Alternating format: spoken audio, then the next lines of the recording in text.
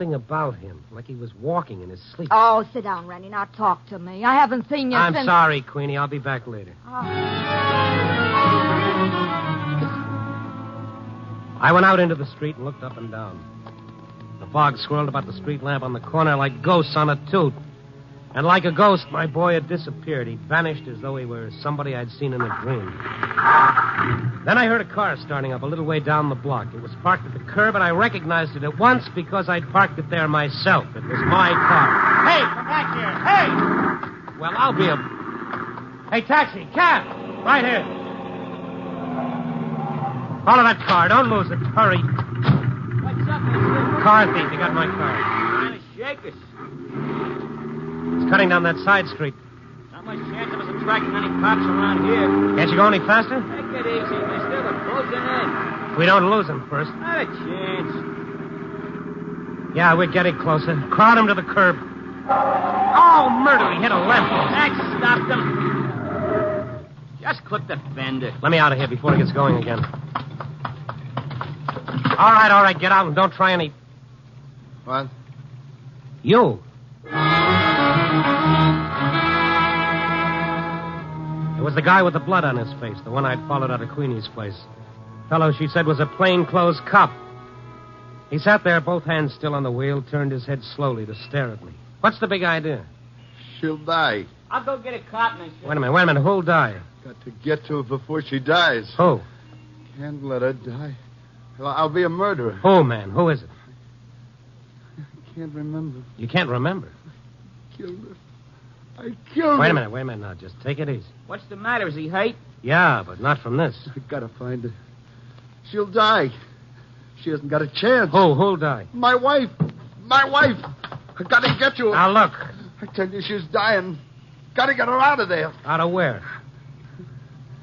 Trying to think. Buddy is a fruitcake. I'll get a cop. He is a cop. What? Look, fella, what happened? Can't you remember? What did you do? What was it? Where did it happen? Think. I've been trying hours. Walking the streets. That cab. Gotta use it. Let me use it, please. Okay, get in. Maybe we drive around. I'll remember. I got her. Where to? Head for the nearest place where there's a phone.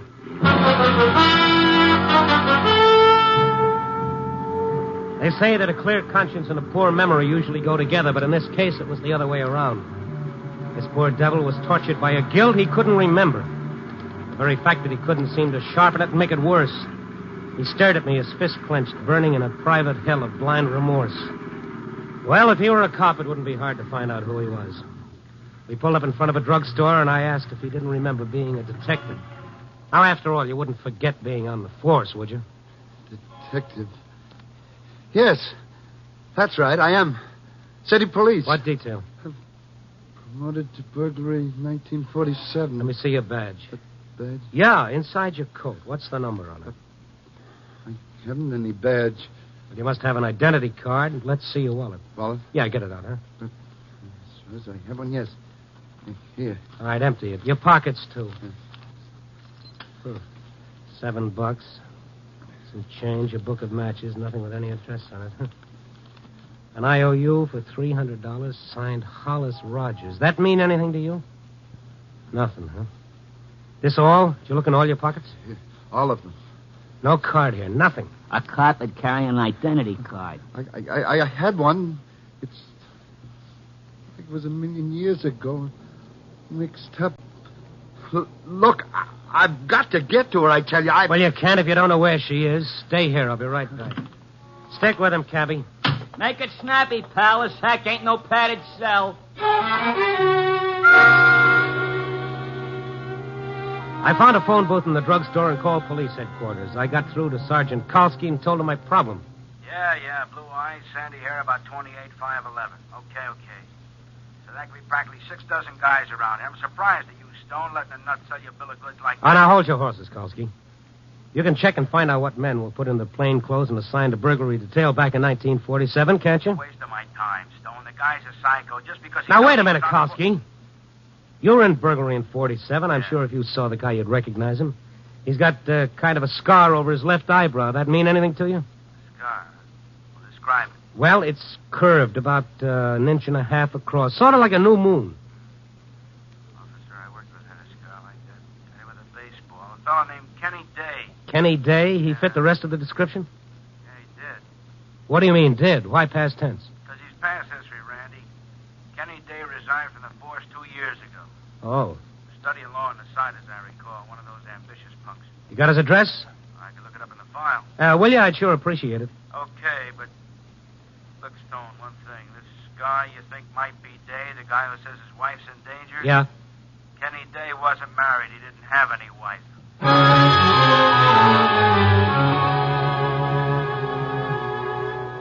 Okay, so he resigned in 1948. In 2 years, a wife could happen to anyone. Kalski gave me Day's address. I called the garage, told him where to pick up my car, and then I went back to the street. The cabbie and the ex-cop were standing beside the cab, the cabbie with his arm around the young fellow's shoulder, his mouth close to his ear. Doc, if you don't brood over your troubles, maybe they won't hang. What's keeping him? Hiya, Kenny. Did you find out anything? So your name is Kenny. Kenny Day. Why, of course. Yes. That's my name, Day. Kenneth Day. And you live at 1626 West Adams Street. Yes, 1626 West Adams. There's where I live. My wife's there. I've got to get to her, quick.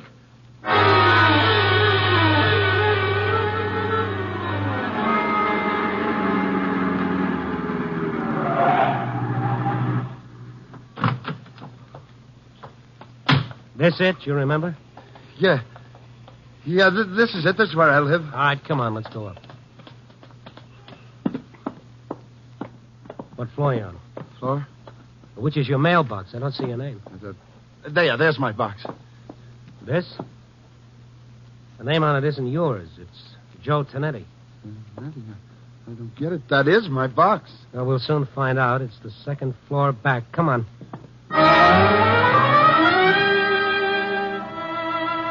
We ran up the dim-lit stairway and through a hall filled with the warm, moist smell of cooking and another odor, sharper, heavier, unpleasant. Wait. What is it? Something's burning. Smells like somebody left something on the stove. No. She's in there. Burning. Ann! Easy. Someone's coming. What's the matter with you? Who are you? Hi. I'm Mrs. Tonetti. What's the matter? You crazy? You bang on my door? I live here. Huh? What you say? Ann! I call a cop. Get out of my house. What you want? Wait a minute. Now, wait a minute. It's burning. Easy, Ken. My ravioli, she burns. So what? You crazy? Out of my way. No, you don't come in. You drunk. Help! Kenny, there must be some mistake. Get out! She's in there. I've got to get her out. I tell you, I've got to get her out. I've killed my wife.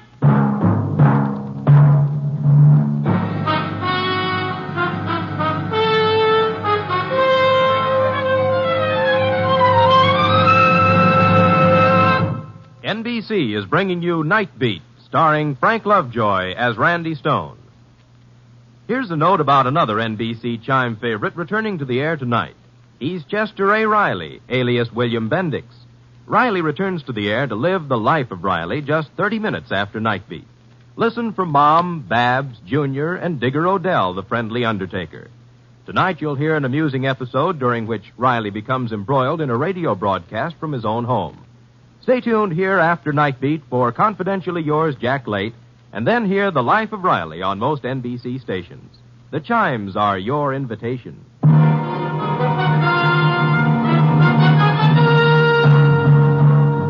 And now back to Night Beat and Randy Stone. If I could believe Kenny Day, somewhere in this city his wife was in mortal danger and he was responsible. Dazed and confused, the ex-cop couldn't remember how it happened. All he knew was, if we didn't find her in time, he'd be a murderer. Through the police department, I finally discovered his address. Only when we got there, someone else was living there. We went down to the basement flat and talked to the superintendent. Now, look, Mr. The Tonetti's been living in that second-floor apartment when I become superintendent here over a year ago. What are you trying to pull, anyway? All right, now, hold on a minute. Just how long have the Tonettis been living here, anyway? About 2 years. What are you doing, taking the census? Who lived in their apartment before they did? How do I know? I wasn't here. Now, scram. Nice guy. Randy, I know my wife's up there. Oh, wait a minute, Kenny. Now, listen. This is where you lived 2 years ago. That we know. But have you been living there ever since? Do we know that? Where else? Well, you tell me. Maybe you moved. Isn't it possible? I don't know. It didn't occur to me. Maybe I did. You studied law. You got married. You moved to a better neighborhood, which means you had a fairly good job. Practicing law, maybe. You got your degree, didn't you? I don't know. Well, at least you should be listed in the phone book.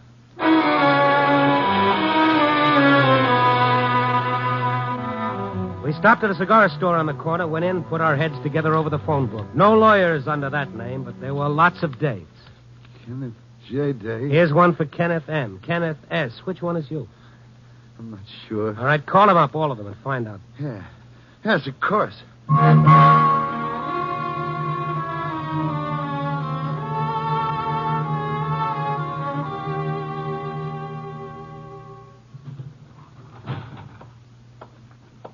No dice, huh? No. I kept expecting to hear Ann's voice, and yet all the time I know I wouldn't. She is back there at the apartment. I know she is. Why are you so sure? That smell of burning. What about it? I don't know. I'm going back there. Now, wait a minute. Let me call my office first. What for? The city directory. I'll have them check that. I called the store, and the librarian found a Kenneth A. Day, all right. But the only address given was the Adams Street one we'd already been to. As a detective, the only thing I was running down was my heels. Then as I left the booth, I remembered that IOU in Kenny Day's wallet and that signature, Hollis Rogers. Called the office again and had it checked. Hollis Rogers wasn't even listed. We went back out to the street, and I reached for a cigarette, and then another thought occurred. Hey, you had some matches. Randy, the time. It may already be too late. Listen to me. We've got to get back. She's in that house, I tell Will you listen to me? Well, maybe it doesn't mean anything. Probably doesn't, but that book of matches you had in your wallet, it looked full, new. Matches? Let's see it. Yes, of course, but I... All right, let's have it. Here. Oh, came from the Cafe Petite. Think you got him there? I don't know. It's a little joint on Clark Street. Let's get back in the cab. Maybe you'll remember when you see it. Where to now, mister? Cafe Petite.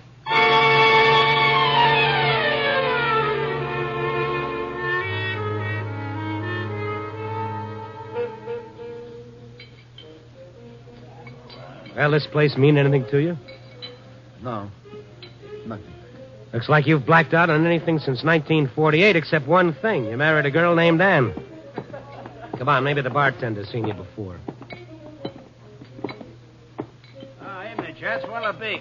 Hi, Mr. Stone. Hello, Mike. Hello, I got a problem. No, oh, that's okay. I'll put you on the cuff for a No, it's not that.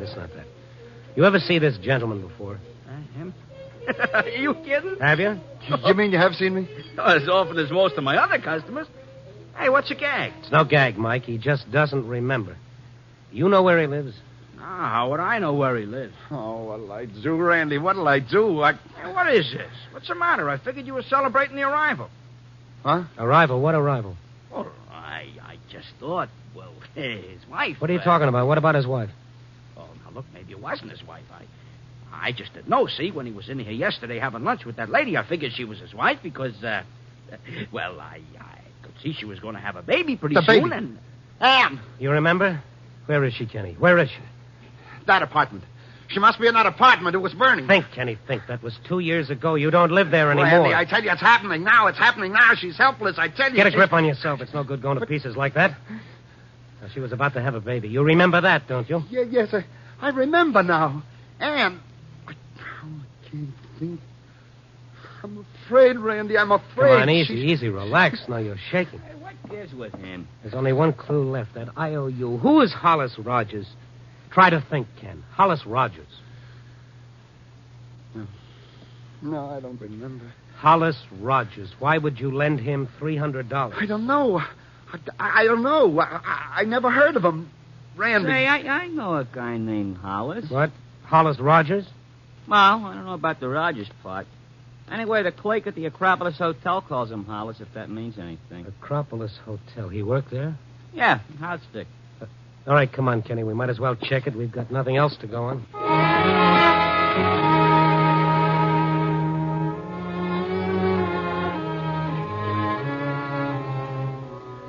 The Acropolis Hotel sported a grimy, worn-out elegance and included a big front window looking out on South State.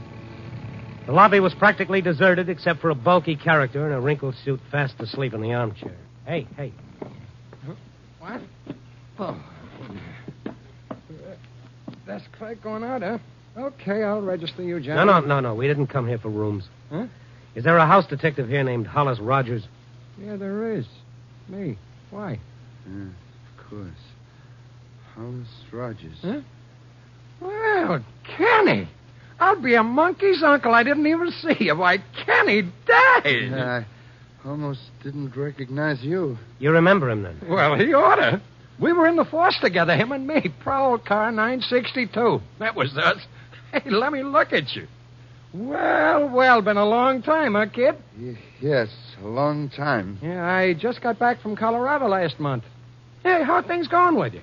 You was about to leave the force, weren't you, just after I resigned? Yeah. Mr. Rogers, you mean you haven't seen Kenny since then? No.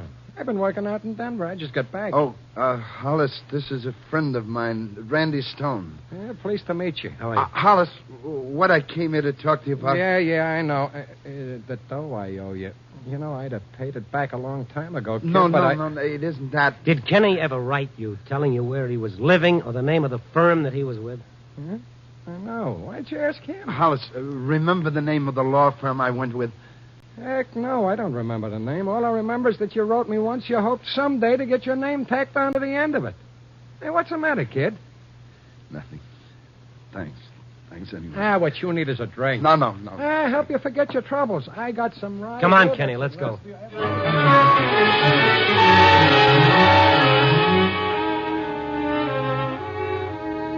From the color of Hollis Rogers' nose, I imagine the only thing drink made him forget was when to stop.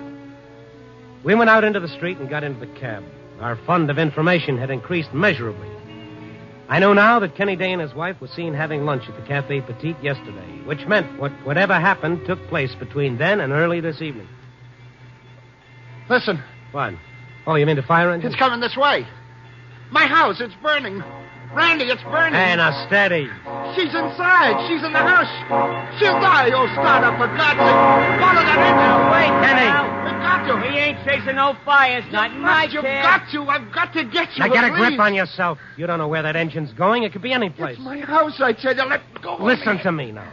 We'll be flagged down by a motorcycle cop inside of 10 blocks. You said it. And anyway, it's gone now. So, that's what happened, huh? A fire. Yes. I saw the flames. She was inside.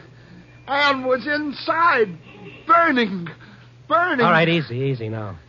Couldn't have happened very long ago, maybe inside the past 24 hours. We can find out where it was. Get us over to fire department headquarters quick. We're practically there.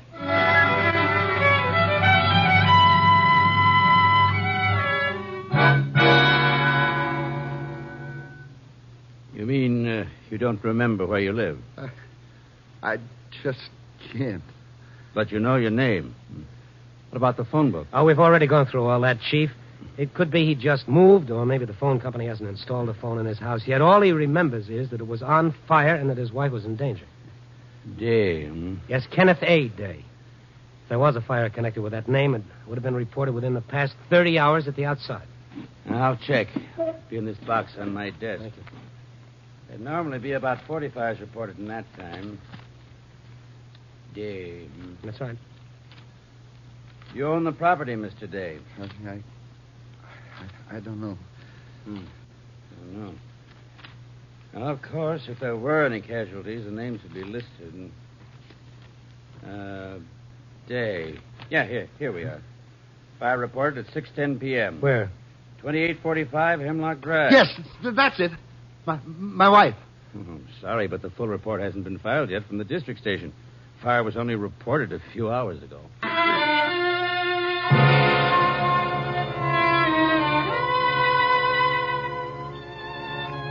The 2800 block of Hemlock Drive was a neat parade of white stucco bungalows way over on the northwest side. Wasn't hard to find number 2845, because 2845 was merely a gap in the moonlit row of houses, a gap as conspicuous as a missing front tooth, and littered with the charred remains of what had once been Kenny Day's home.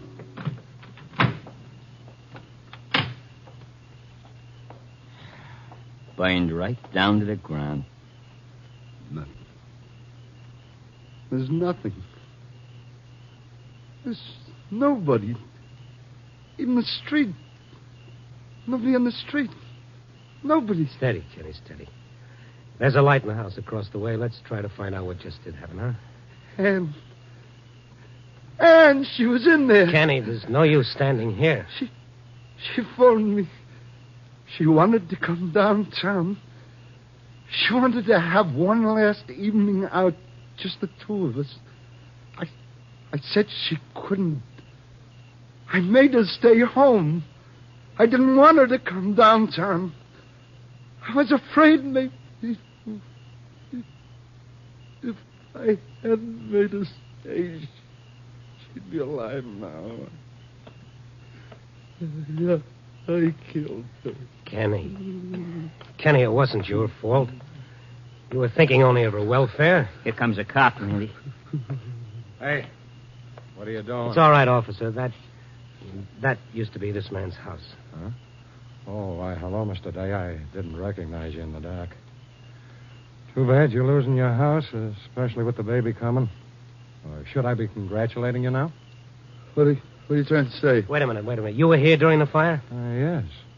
What do you mean? Should you be congratulating me? What happened? Tell me. Why, Say, didn't you go to the hospital? Hospital? What hospital? Good grief, man. When we couldn't find you, we thought you'd come to and headed for the hospital during the excitement of putting out the fire. The fire? Yes. I came home, and it was burning. And I tried to get Ann out. They wouldn't let me. They tried to hold me back. Yes, and he'd have burned to death, too, if one of the firemen hadn't given him a tap and knocked him out. We set him on the lawn across the street. Well, what happened? My wife, they got her out? Why, sure. She headed for the hospital before you even arrived. I hope she made it because she was sure racing the stork. What hospital? County. Thank you. Kenny, come on. Wake up. Let's see who won that race.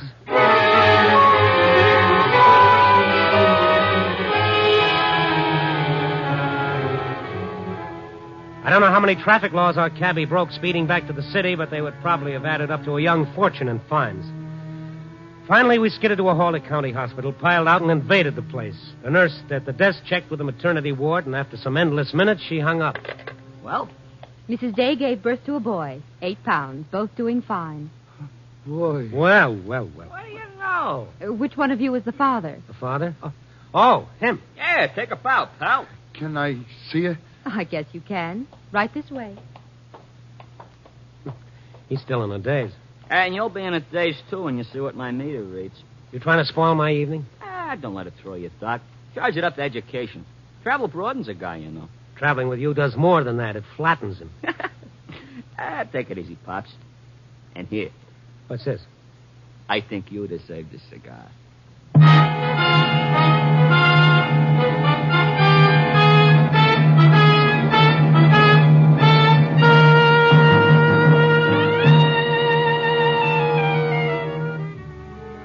Well, another night about to slip into sunrise and another edition about to go to press. Kenny Day's battle with his conscience is won, and the curtain of his subconscious is lifted, as they say in the psychology books. Not that he really had anything to feel guilty about, of course, but conscience works in peculiar ways. For some people, it's as useless as a glass eye at a keyhole. It never keeps them from doing anything. It merely keeps them from enjoying it.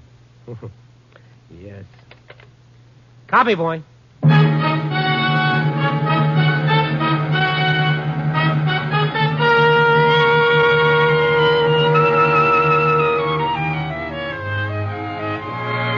Night Beat, starring Frank Lovejoy, is produced and directed by Warren Lewis. Tonight's story was written by Irvin Ashkenazi with music by Frank Worth. The part of Day was played by Ted DeCorsia. Others in tonight's cast were Lorene Tuttle, Bill Tracy, Wilms Herbert, Jack Crucian, Barbara Dupar, and Eddie Fields. Frank Lovejoy may currently be seen in Milton Sperling's production Three Secrets, released by Warner Brothers.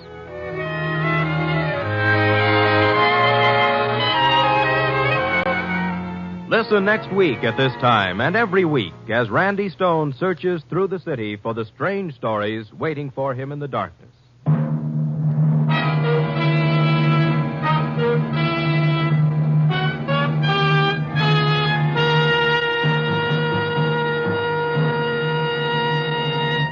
Night Beat came to you from Hollywood.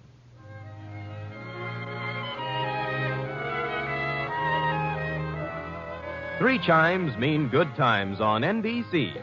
Mystery fans will enjoy the Sunday lineup of action-packed adventure shows on NBC. Sunday tune for The Falcon, High Adventure, The Big Guy, Charlie Wilde, and one...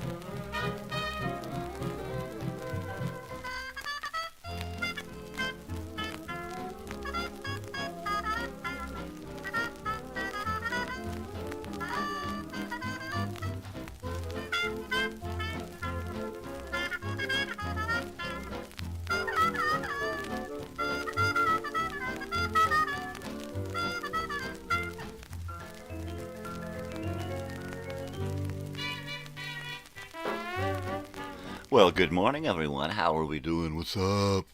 Good morning, Joey. What's going on, dude? Yeah, baby. Oh, I made the reservations for camping.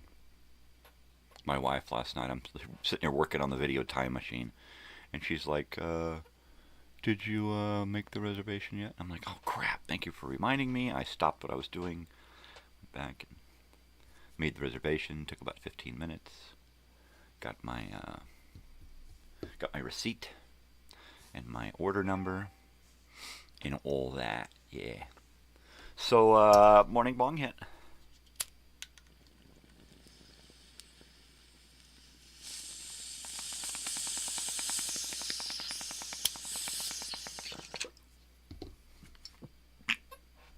There it is.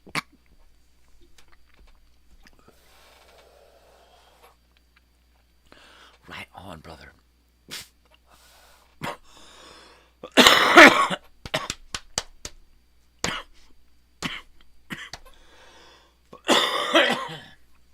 Oh, wow. Good morning.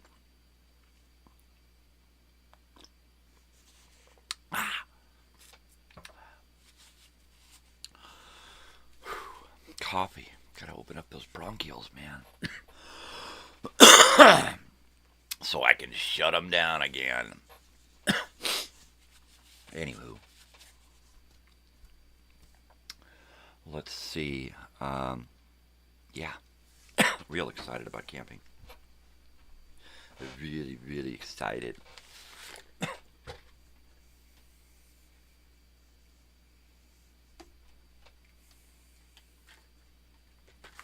Sorry. I hate it when my cable gets all twisted up.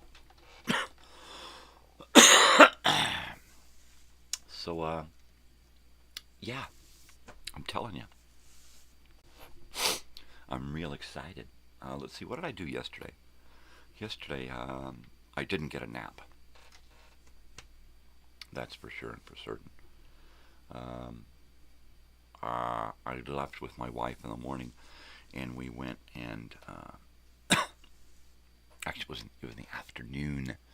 I did get a nap. Kind of. I laid down for a little bit before my wife got back, and then we went and we cleaned the house.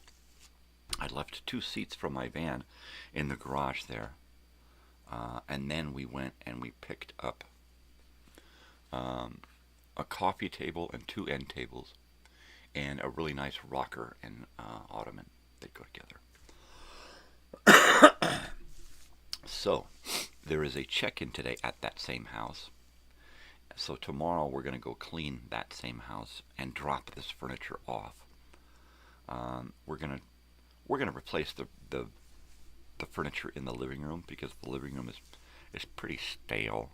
The lady that the friend of his that he got to clean, well, to redo his house, all she did was strip everything out, and for like every 5 things she took out of the house, she replaced it with one, and it was a boring one. And then stripping everything off of the walls, it literally, all you got to do is throw a couple of magazines in there on the table, and you're in a doctor's office lobby. It's just horrible. So every time we go there now, I'm adding something to the house, period. I'm adding some kind of fucking color, some kind of excitement, because it's just so horrible. I mean, my thinking is that she took these houses over, made them so horrible so that they wouldn't get rented, and then he'd want to sell them, and then she'd offer to buy them. I mean, that's a friend there. Gosh. The houses, they just don't rent like they used to. They don't. At some point, I'm going to put a stereo over there. I'm going to put a tube TV in one of the bedrooms. Some video games, a VCR. I'm just going to go big, you know. If I can dig up a turntable, I'm going to put a turntable over there. And big speakers and, you know, give that house some friggin' life. Stuff. Pictures on the fucking walls, something, paintings. She just went in and she just stripped, I don't like this, I don't like this, I don't like this. She stripped it all out and then didn't replace anything. It looks better. Yeah, right, if you're blind. I mean, jeez. It's horrible. It's fucking horrible. So, yeah. So there's that. Of course, my van, I'm not taking it to the shop until after we go camping. And yesterday, on the way over to start working, it was just it was like stalling out, stuttering. It was horrible. And then we clean house and we get in it and we drive it, and it doesn't have a fucking problem at all. Not one problem. Drove it the rest of the day, didn't have any problems. Just like, okay, whatever. The guy's literally going to have to drive it. He's just going to have to drive it. You know, park your car and drive this thing back and forth to your house every day. Drive it around. You know, because that's the only fucking way that you're really going to get it. Especially if you can't figure it out through the codes and you're not good at diagnostics. I used to be pretty good at diagnostics when I was younger. But cars were different back then. Back in the 80s and 90s, especially the 80s, I could look at a car and listen to it and observe it and could figure out what the fuck was wrong with it. Because they were pretty basic back then. I mean, you had an engine block, you had a few things running in and out of it, and that was it. You know? You could actually see, look, there's the coil, there's the starter, they're connected. Wow. Hey, look, there's the distributor cap, there's the wires, there's the plugs. It was all so simple. And now you look under the hood of a car and you feel like you need to work for NASA. All right? It's just ridiculous. Just friggin' ridiculous. So it is Flashback Friday. My cardboard box is not here. It's in storage, no. There was just one thing in it. Well, two. This shirt and that record. So the record for the day is Phil Collins. All right. And this is no jacket required, although this one does have a jacket. It's got a jacket, see? This one is from 1985. He's in the throes of his solo career after leaving Genesis. And there are albums like Sussudio, Only You Know, and I Know, Long, Long Way to Go, I Don't Want to Know, One More Night, Side 2, Don't Lose My Number, Who Said I Would, Doesn't Anybody Stay Together Anymore, Inside Out, and Take Me Home. Take me home, but I don't remember. Take me. Shut up. Alrighty.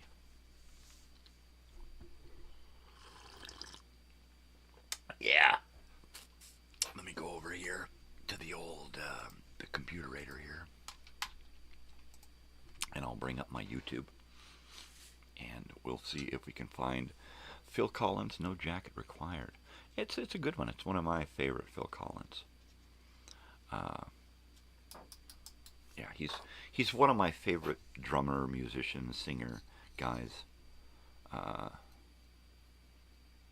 really love the fact that he was with Genesis and he was with Robert Plant for the Robert Plant albums.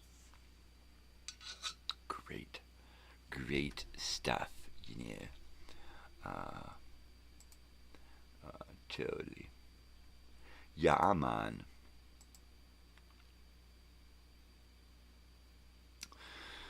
So I did do a video time machine. It is not uploaded yet. It is finished. I have to redact one little sound bite in it. So I am going to do that, and then I have to re-upload it. And then from there, we'll see if it takes, if it works, if it's cool. What am I doing? No jacket required. Phil Collins full album.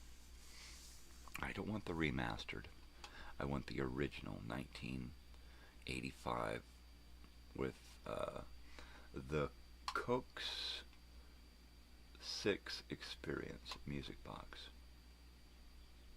Okay, so we're going to go there, the Coke 6 Experience, which is who we will be listening to this from today. So check it out, baby. Check it out, baby. Oh, better turn off. I don't want to listen to me. Better turn me off. Okay, there I am. Hey, look, I'm staring at the computer. Hi. And we'll see how long it takes for it to get to there.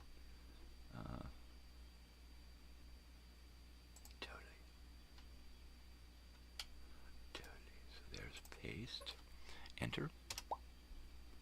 And then, is that it?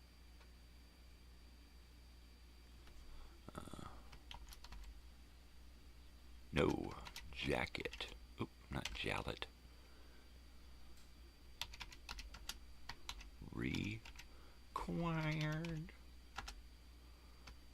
1985. Full album.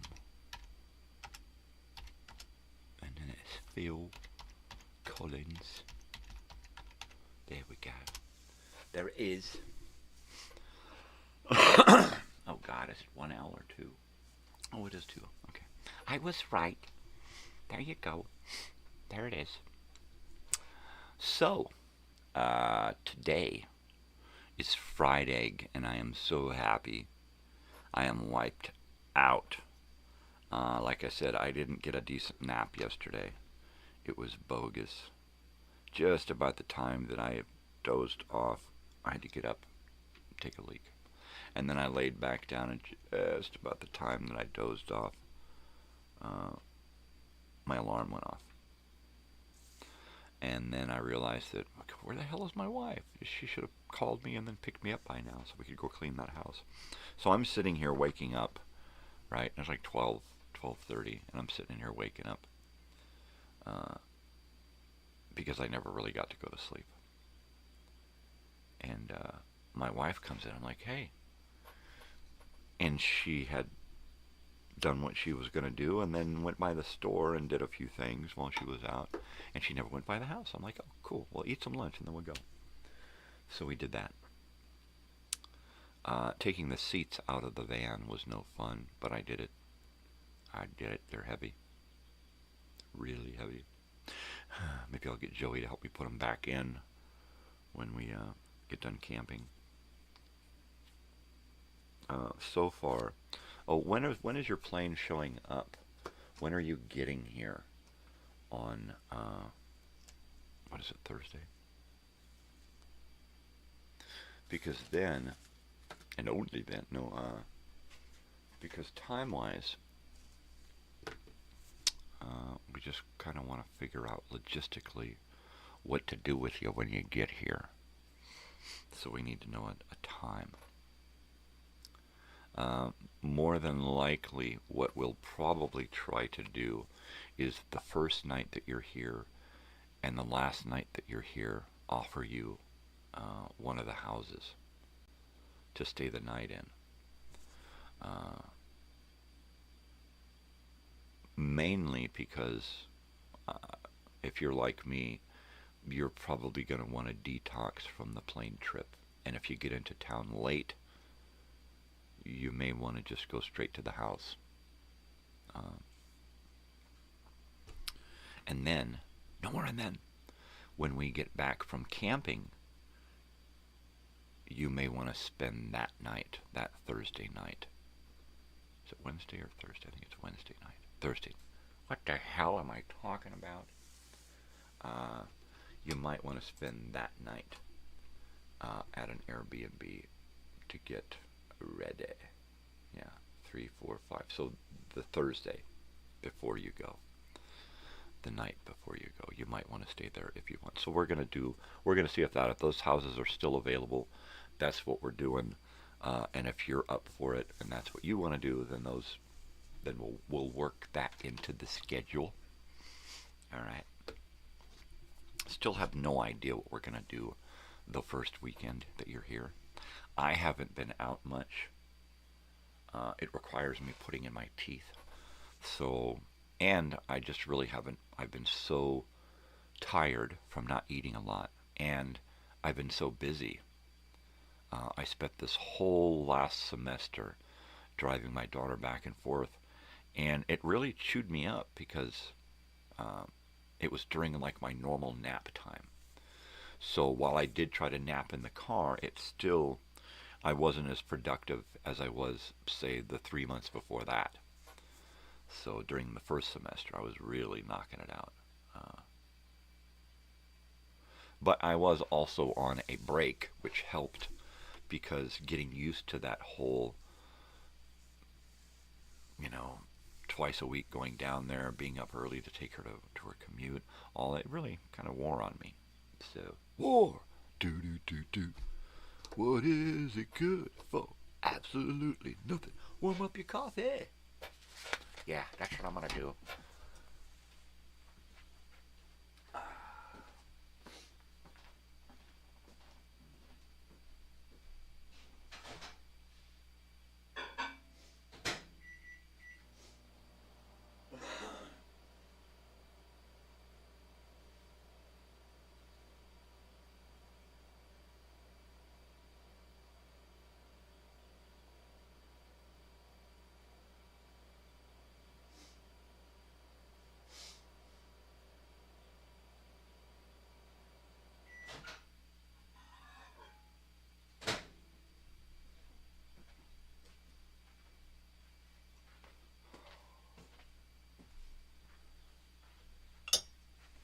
Joey, are you still there? Are you? I don't want you to see me cry. Are you still there?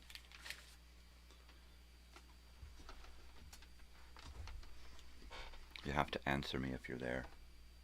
Because if you're not there, then I'll cry. Not just because you're not there.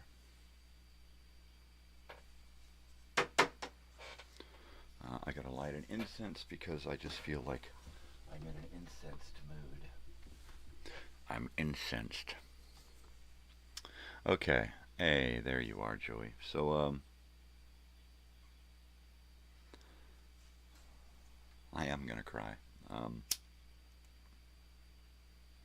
I sat here last night going through the things that you sent. Thank you so much for those things that you sent. First of all, the Patrick Stump solo record that my daughter could not find and that you sent to her. Wow, you are the coolest dude in the world, man. The look that came over her face, she's like, well, why did he wrap it separately? And I said, look, so that we knew that it was the one for you. I said, now I remember, you know. He said that he wrapped yours separately, wrapped it in paper. And I'm glad that you did that because it was such a surprise for her when she unwrapped that and looked at it. The look that came across her face, literally the color drained out of her face and came back vibrant red. And her eyes glassed over with tears, right? And then she started to, you could see her, you know, her chest start to beat, and she started to talk about how she wanted this album so badly, and she couldn't find it anywhere, and she couldn't get it, and she was so upset that this was the one that she really, really wanted, she couldn't get. And, you know, and she was just grinning from ear to ear, and it was just such a beautiful thing. So on behalf of me and Mom and Natalie, thank you so much. That was so awesome. Now, as to the things that you sent for me, you actually have your own cubby here now. I have a 13 by 13 cubby in my record area. That's all yours now because it's filled with so many things that I'm going to have to open up another cubby, right? I was sitting here looking at the items that you sent me, and I started to get teary-eyed when I thought to myself, this kid has given me more gifts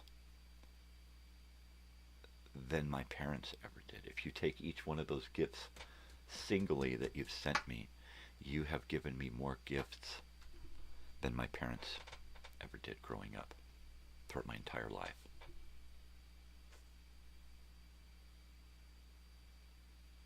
And then my wife said, or anybody for that matter, and then I almost cried, right? It was like, oh my gosh. So thank you so much for these things. And I'm going to actually, I think next week I'm going to do a day where I kind of bring everything out and we can go through it. And I'll try to do it on a day when I can get you to call in. And you can tell me about some of these things. Or we'll do it on a day when you're here and you can kind of run me through it. And I won't ever force anyone to be on camera. So if you're here and you don't want to be on camera, I'll just put you in the other room and put a mic on you, right? And headphones. And then we can just sit and talk like normal, and I'll be the doofus on the camera, and you'll just be sitting over there. So that's cool. We'll put a dog in your lap, a microphone on you.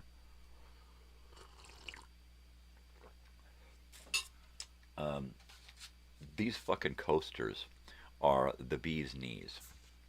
All right, I have always wanted little record coasters, and they are so fucking cool. So let me hold these up. They look like little records. My wife's like, what, they don't play? And I said, no, dear, they're coasters. She said, oh, I said, like that guy had it at one of the houses we used to clean, right? In fact, they're still there. What the guy did is he had these little records, right? And so what he did is he made a coaster holder out of wood that looked like a little turntable. I kid you not. It was so cute. It's still over at this house. I'll have to take a picture of it and bring it in, right? I am assuming that these were merchandise sold at his 2019 performance? And if so, what cool fucking merchandise, right? These little Tetsuro Yamashita record coasters are the fucking bee's knees. I almost don't want to use them because they are just so fucking awesome. I just want to set them out and look at them. I think what I'm going to do is I am going to sit here with my Dremel and pick up some little pieces of crafting wood, balsa wood, and that kind of stuff, little skinny pieces and flat pieces and all this. And I think I'm going to sit here, gather up a bunch of elements, and design a little turntable, the perfect size to hold it to scale, and create that same little, I might even do a little clear cover on it and do a little flip top clear cover, right? Yeah. Do the old school kind where you've got one record playing with the needle on it, and then you got the arm over there holding the other ones, right? Stacked up so they're on autoplay. Now that would look cool. Yeah. The two little animals that came, I just assumed they were for Natalie, so I gave them to her because she's got a collection of little miniatures, right? While I do have little miniature realistic looking animals, she's got those cute little fuzzy round puffy little animated things. She loved that record.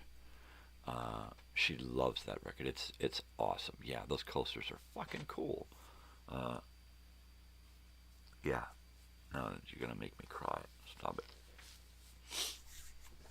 Okay. Let's drink some coffee, do a bong hit. Get over the... Oh, and the other thing. One of the other things. We had been talking, Joey and I, the other morning about small stuff. And I think it was on the day that we were talking about my Pocket Vision television, my little TV, right? And it just so happens that the other day I dug out my Walkman, my little cassette Walkman, Sony, and Joey sent me a micro cassette player recorder, which is really cool because I used to own this exact fucking machine right here. I used to own this exact fucking thing back in the 80s. Right? That is so bitchin'. I don't remember where I got it.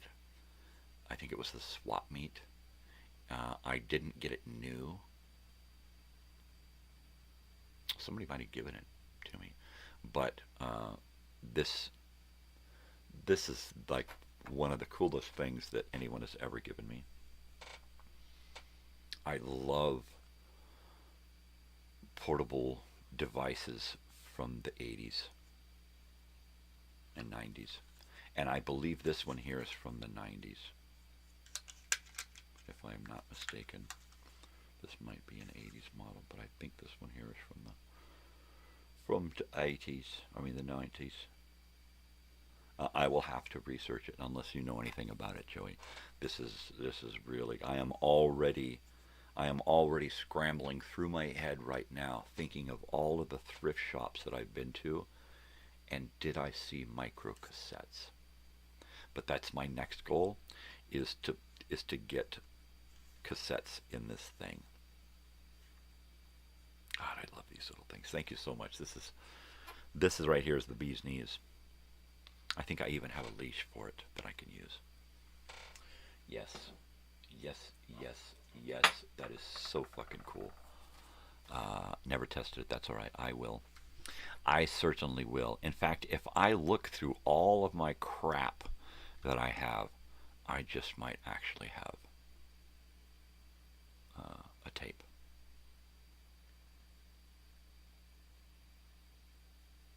There goes my brain.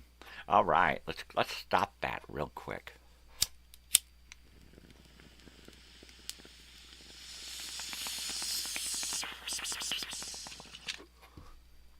Do it, delete.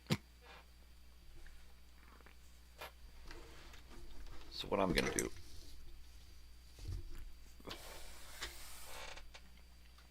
is I'm going to do a little old technology versus new technology.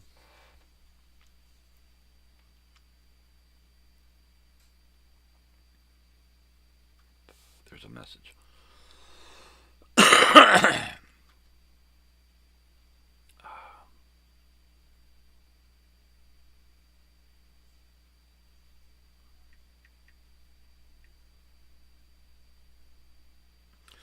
A friend Leaf up the street here in our trailer park needs to borrow a hula hoe this morning, and this was from last night. So I set my phone down and I just leave it. I'm not one of those kind of people that has to check their phone on a regular basis. So sometimes you send me a message on the phone and it's completely oblivious to me. All right. Message from Joey here. Did the picture frame arrive intact? Oh my gosh, yes. Where is it? Where is it? Where is it? Oh, there it is. There it is. It's on the wall next to my sign. I got a thumbtack and put it right, bent up the first thumbtack and got it right up on the wall. I love that Maxell tape ad, and it arrived. Smart to send plastic, clear plastic instead of clear glass. That was smart. So it arrived perfectly. That is so cool. That is so cool. I don't know what to do with all of the Tetsuro memorabilia stuff that you gave me. My daughter's like, should I send a couple of my posters in, like the ELO and the Killers? And I'm like, I don't have the room, honey. I don't have the room. I want so badly to have space for all of my things in here. And I never do. Well, that was Roy just checking in on Facebook to see my post this morning. Maybe Roy will stop by. It's too early for him. He's getting up and getting ready to go work out in the park with all the other old fogies, right? So, good on him. Totally good on him, eh? I love little electronics ever since I was a kid because we were always in small spaces, living in trailers. I was always into having small things that I could just have for me and use in my little world. So I would always create, if wherever my bed area was, because I never had a bedroom.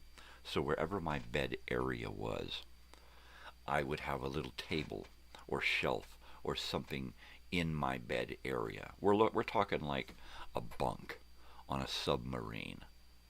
That kind of bed area. That's how I grew up.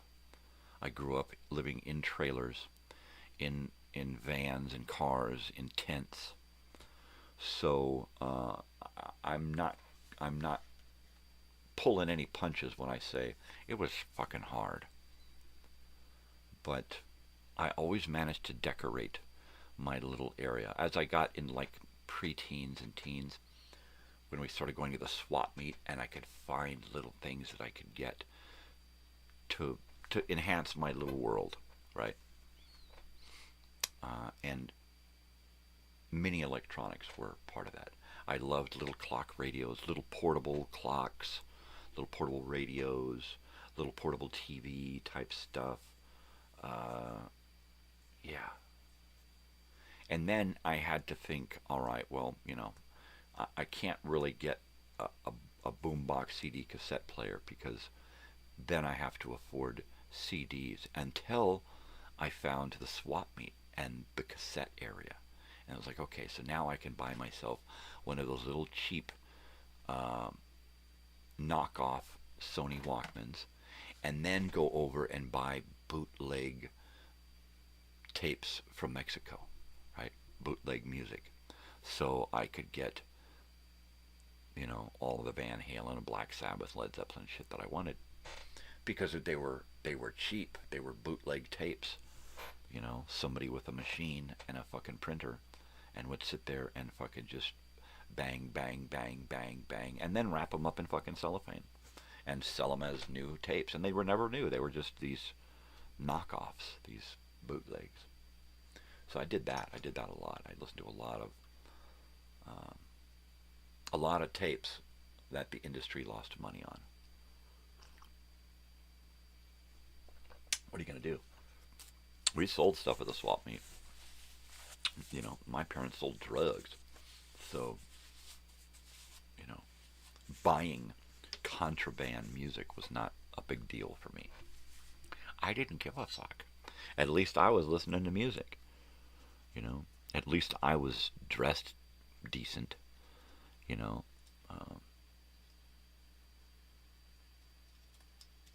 at least I had some pocket money.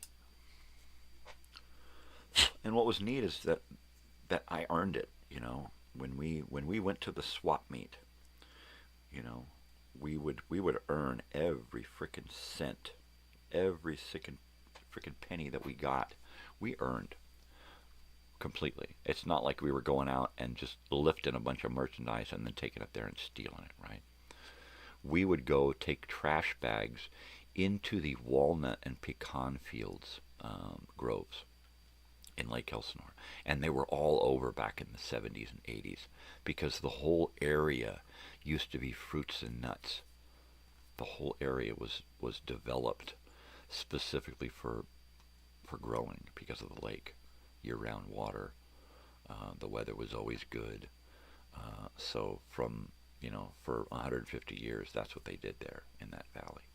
Cattle and fruits and nuts, vegetables. And then they were in Lake Elsinore. They had a railroad that came to town, and they would can and jar and pack all of this stuff and send it all over the world. I'll have to see if I can dig up some old magazine ads from back when Elsinore was the main producer, right? So in the 70s and 80s, you've got all of these abandoned groves. And they're still putting out nuts. They're still putting out apples and oranges and shit out there. So you can literally walk through these fields and then just pick nuts up off the ground. And that's what we would do. We would go through the fields in the right time of year, after the wind is blown or whatever, and there would be just a ton of fucking nuts. And you would just pick up all the nuts you could find, the good ones, and then you would take them back. We'd spread them out on a picnic bench or on a blanket, and we would sort through them and then bag them up in little paper bags, little lunch bags, kids' lunch bags, and tape the top. And we would put $1 on them, just with a marker, just write $1. And that was, we would sell those things all fucking day long. People would come back and say, hey man, I got a few bad nuts. And we'd say, well, reach in and grab some fucking nuts, man. You know, have a big bowl there. And people could try their nuts, check their nuts, touch their nuts, taste their nuts. If they had a few bad nuts, well then come on back and dig in and grab a scoop, you know? What the fuck? They're just nuts. And we would make so much money just selling nuts, walnuts and pecans, all day long, Saturday and Sunday at Peddler's Village swap meet in Lake Elsinore, California. And the neat thing was that we lived in a trailer park in Lake Elsinore on Riverside Drive, and it was the Elsinore West Marina, and we lived there for years. Right across the street were these giant fucking empty groves all along Riverside Drive. There are still a few there. Most of them have been built over. So that was part of trailer park life. That was part of our trailer life income. My father was actually working at that particular trailer park for a few years. We lived there. He worked there on a couple of occasions. And I remember living there in our 1965 school bus that never got fully converted. It's sitting, rusting right now in the middle of Anza in the hills, and the people who own it now are using it to raise seeds for pot, I think. But it's just a rusty old piece of shit, and it never really became an RV. Yet we lived in it several times in several places throughout the 80s and 90s. But the swap meet, that was a huge part of trailer park life, you know. And as a kid, junior high and high school, the swap meet enabled me to kind of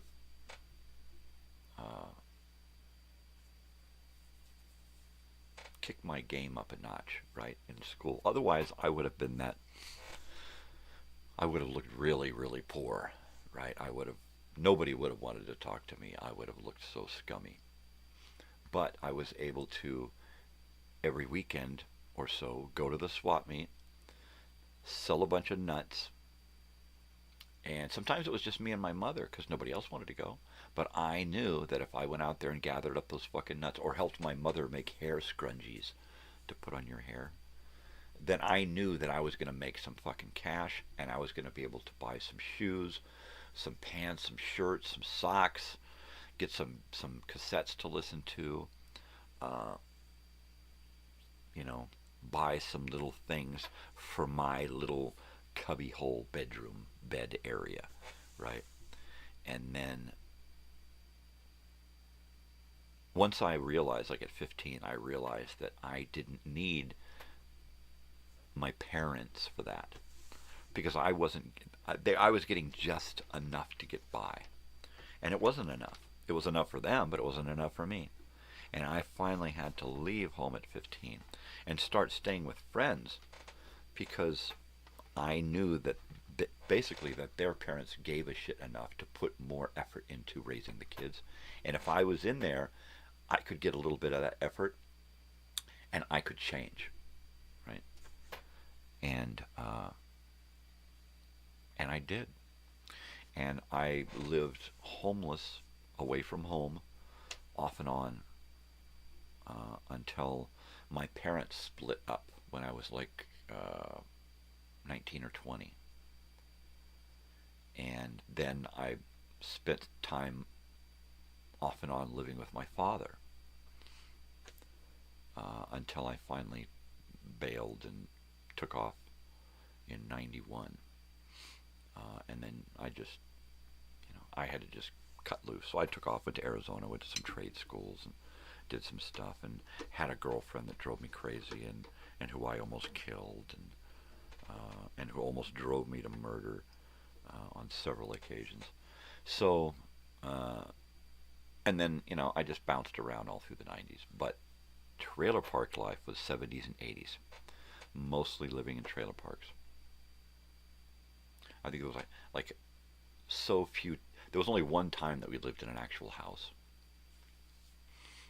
If we ever lived after that one house, lived at a house in the 70s or 80s, it was in a motorhome or van or bus, trailer, parked at somebody's house.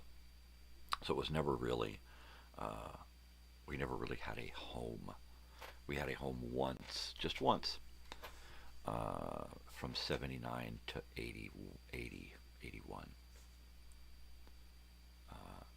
Wasn't real long.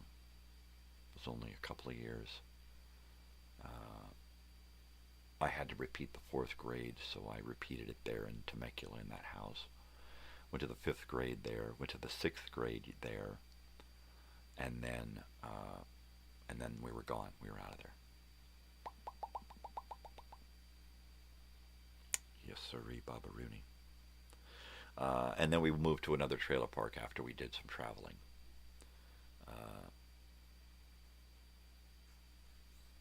And we bounced around a lot. Trailer park life didn't always mean a trailer. Sometimes it meant the side of the road, you know.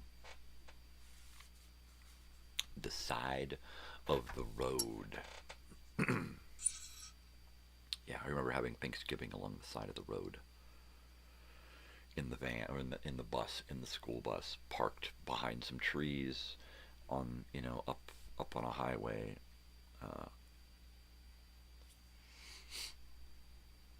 That was a horrible Thanksgiving.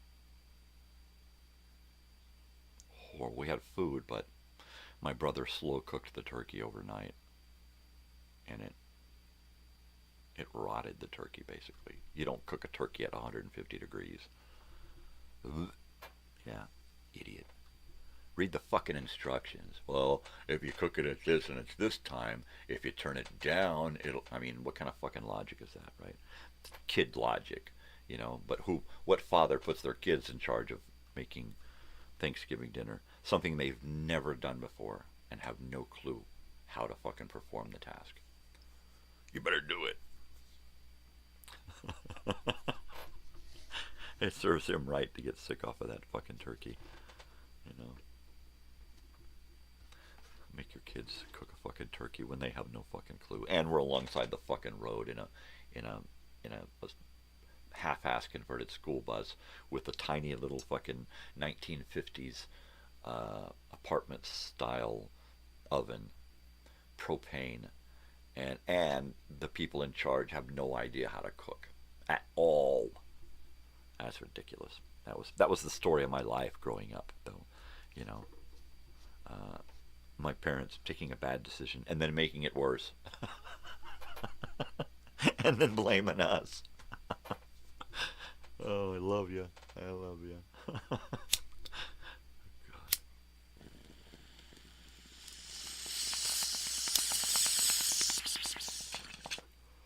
Yeah. Anyway.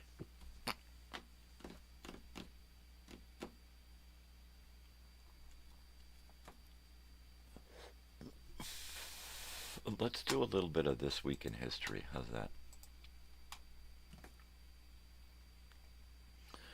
Yeah, baby.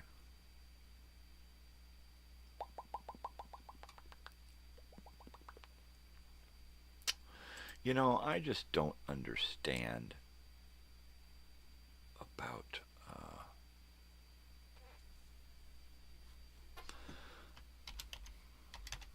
fast food. Right?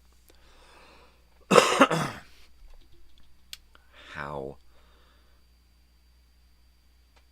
once again, it's up to the consumer, but how the consumer allows fast food to be so deadly, right? And it's all in speed and volume and making money, making that green, right? And that's what really fucking bugs me, is that we allow, as the consumers, we allow all of these giant corporate entities to just not just rape us for our money, but destroy our bodies and turn us into fodder for the health industry, the healthcare industry, because that's what it is now. It's an industry, and we are a product, right? When you go through the doctors and procedures and insurance companies and approvals and stuff, everybody knows that in order to cure yourself, you just have to go to point A, from point A to point B to point B. That's it. You're sick, fix you. That's it.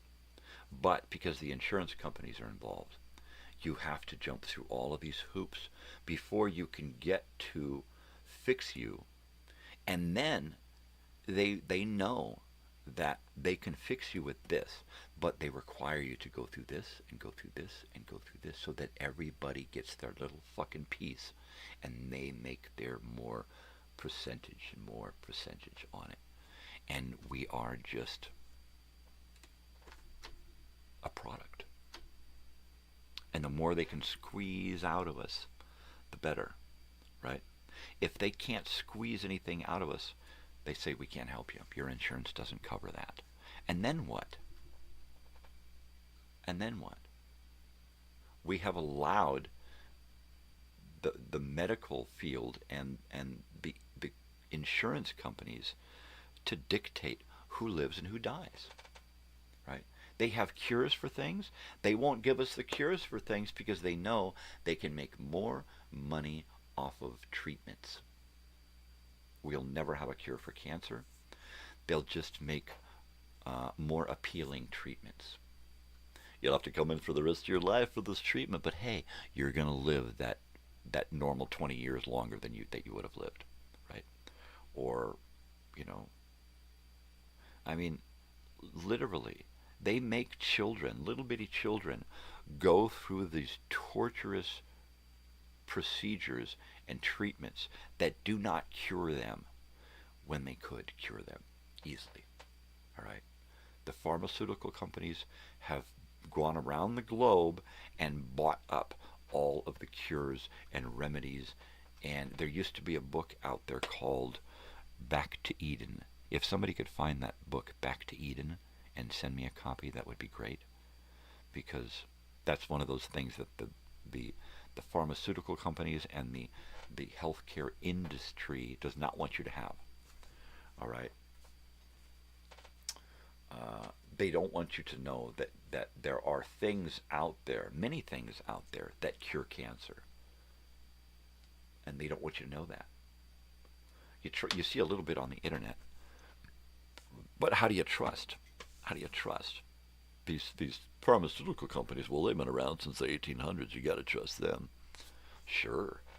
They've helped us through a lot, But on the other hand, we've come to the point to where it's more about the money and less about the helping people. They've got stockholders, they've got people who require money. The owners and operators of these places who just give us enough to keep that insurance money rolling into them, right? How do they? I was going to say, how do they sleep at night? But then it hit me. Well, on their yacht, of course, because that's the way it is. Like that guy who got busted he bought this company, he bought this patent, basically, on this pill, and then this pill turned out to be really needed. So he took the price of this pill was like 80 cents and bumped it up to like $400 a pill because people needed it. And the insurance companies and the people would pay for it. And then he got in trouble with the law. I think that it wound up that he got to get off, probably. Why? Because that's what they have lobbyists for, so they can go into Washington and make it okay for them to give us crap and sell us crap and to sell us poison over and over and over again. They're all in fucking cahoots as far as I'm concerned. You got one side poisoning us, and then the other side is pretending to fucking help us. Every once in a while they throw a little extra in there, and oh look, they got cured. Our treatments work. Bullshit. You either got lucky or they got some special treatment, right? You never hear about anybody really, really, really rich and famous and important getting deathly ill and dying of cancer, unless somebody's trying to get rid of him, like Steve Jobs, right? They wanted him out, so what did they do? They gave him something that he figured, I'm immune to that kind of shit. With that kind of money, you're immune to that, unless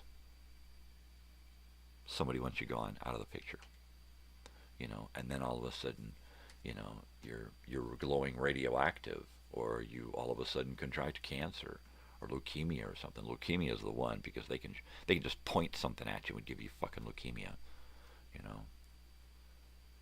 Yep, just point some kind of little device right at you, and months later you're flopping around on the ground going, "Geez, what the hell's wrong with me?" that could have happened to me. I could have pissed somebody off, and they just said, let's just fuck with him. Sure. You can't fuck with me anymore. I'm already over. I'm done. Game over. I just want to go camping,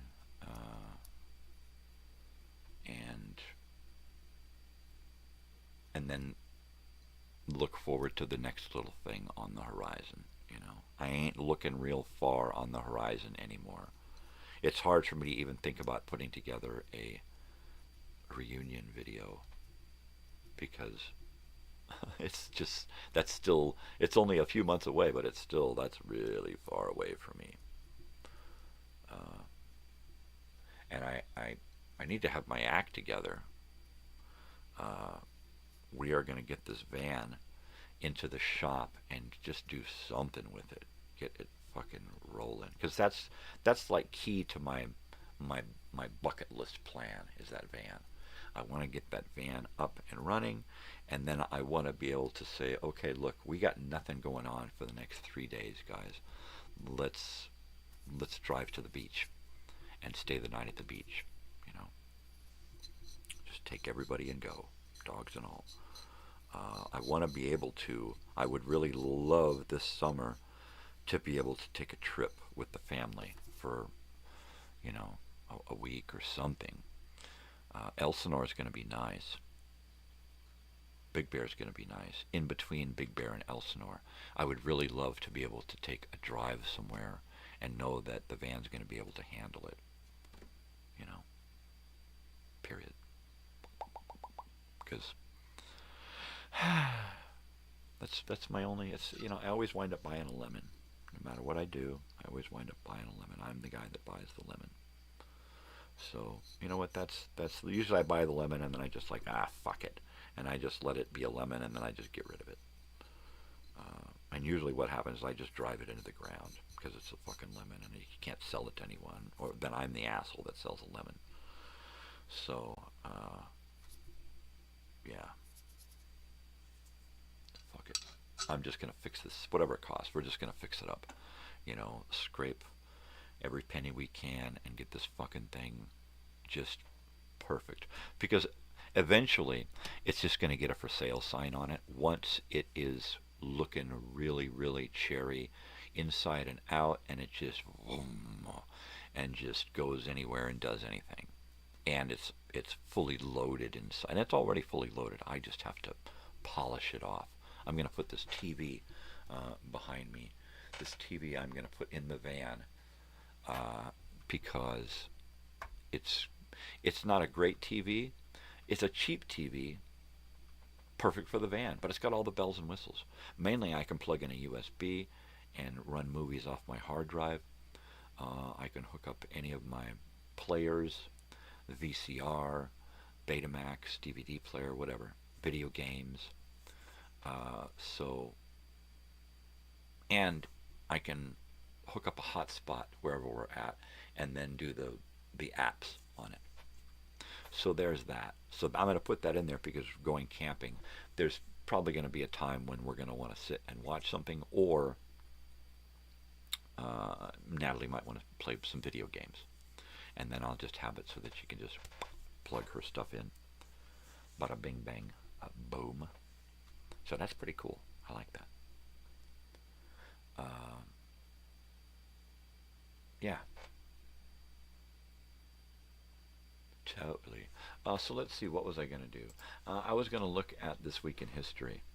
On this day in history, what do we got going on? Oh, look, Top Gun released to theaters in 1986.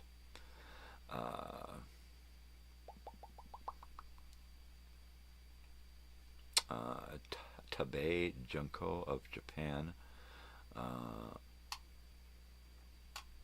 became the first woman to reach the summit of Mount Everest, with Aung Tsering of Nepal. There you go. In 1975. In 1976, the Beach Boys released their masterpiece Pet Sounds.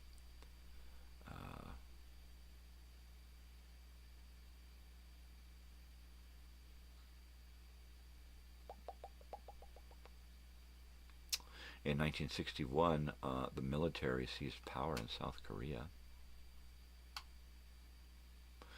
In 55, Soviet gymnast Olga Korbut won 3 gold medals.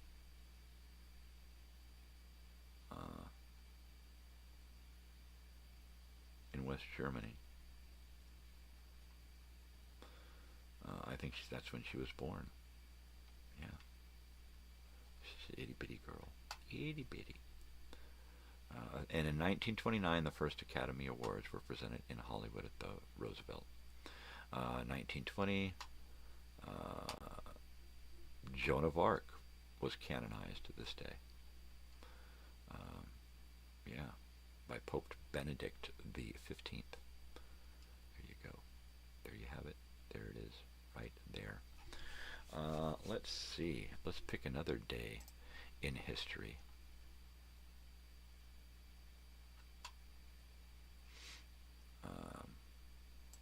What happened yesterday in history on this day?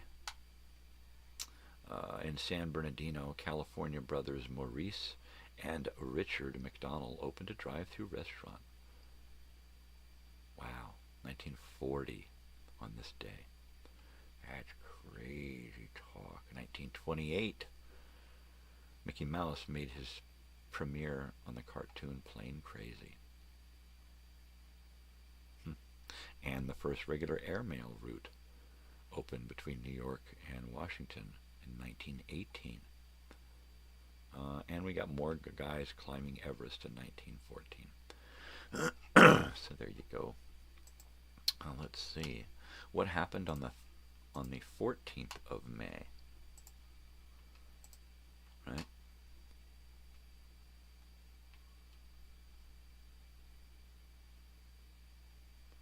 In 1984, American computer program Mark Zuckerberg was born in 1984. What a punk. Skylab, the first U.S. space station, was launched in 1973 on the 14th of May. Lewis and Clark embarked from American Midwest on their famous expedition to the Pacific coast of North America on May 14th of 1804. There's some stuff that happened this week. Huh? And let's see what happened on the 13th. That would have been Tuesday. May 13th, Tuesday this week. Pope John Paul II survived an assassination attempt. Whoa. That's heavy.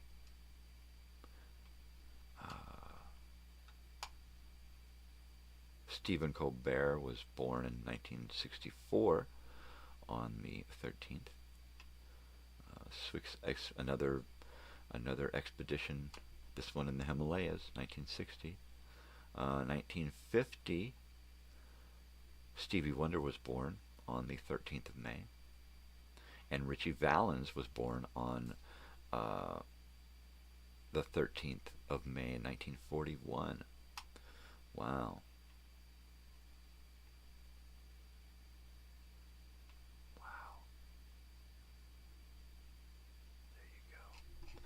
And let's go back to Monday, the 12th of this year, and see May.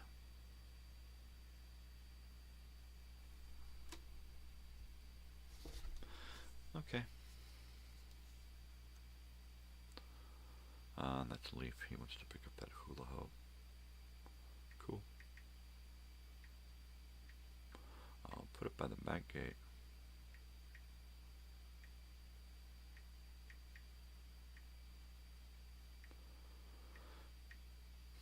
Back gate. There you go. Now I have to remember to do that. And there you go. Okay, so May the 12th, 1972, the Rolling Stones release Exile on Main Street. 49, blockade of Berlin by the Soviet Union. 1937, King George the 6th of the United Kingdom crowned. following the abdication of Edward VIII. I'm Edward VIII. Shut up. Yogi Berra was born in 1925 on the 12th of May. There you go. Oh, no. And then in 1846, the ill-fated Donner Party left Independence, Missouri for California. Months later, became trapped in the Sierra Nevada, and some members reportedly resorted to cannibalism when the food ran out. I used to drive through Donner Pass, which is right up there by Mammoth, between Mammoth and June Lake, California. So, and then in that area there is where it happened. Yeah, Pet Sound is a great album. I've got a new copy of that. I've got some older stuff, but I had to buy that one new because I just wanted it. So let's see. In 1820, on May 12th, English nurse Florence Nightingale was born. And we all know who Florence Nightingale was, right? Some broad with a bird or something? Yeah, that's it. That's it. So let me heat up my coffee and go put that hoe out by the back gate. And then it is after 6 a.m., so we're going to read from the TV Guide here in a minute. And then talk conspiracy theories, man.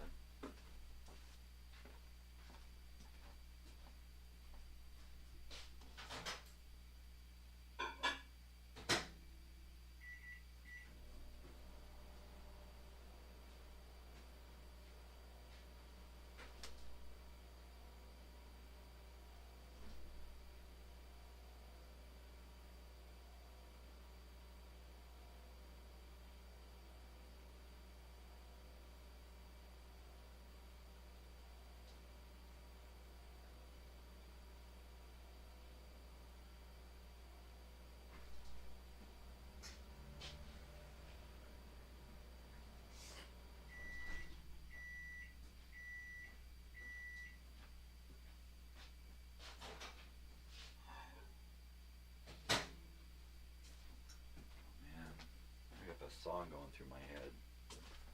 I'm Henry the Eighth, I am Henry the Eighth, I am. Oh, I got married to the widow next door. She's been married 7 times before, and everyone wasn't Henry. Henry never had a Willie or a Sam. She's a 8th-year-old man. I'm Henry. Henry the Eighth, I am.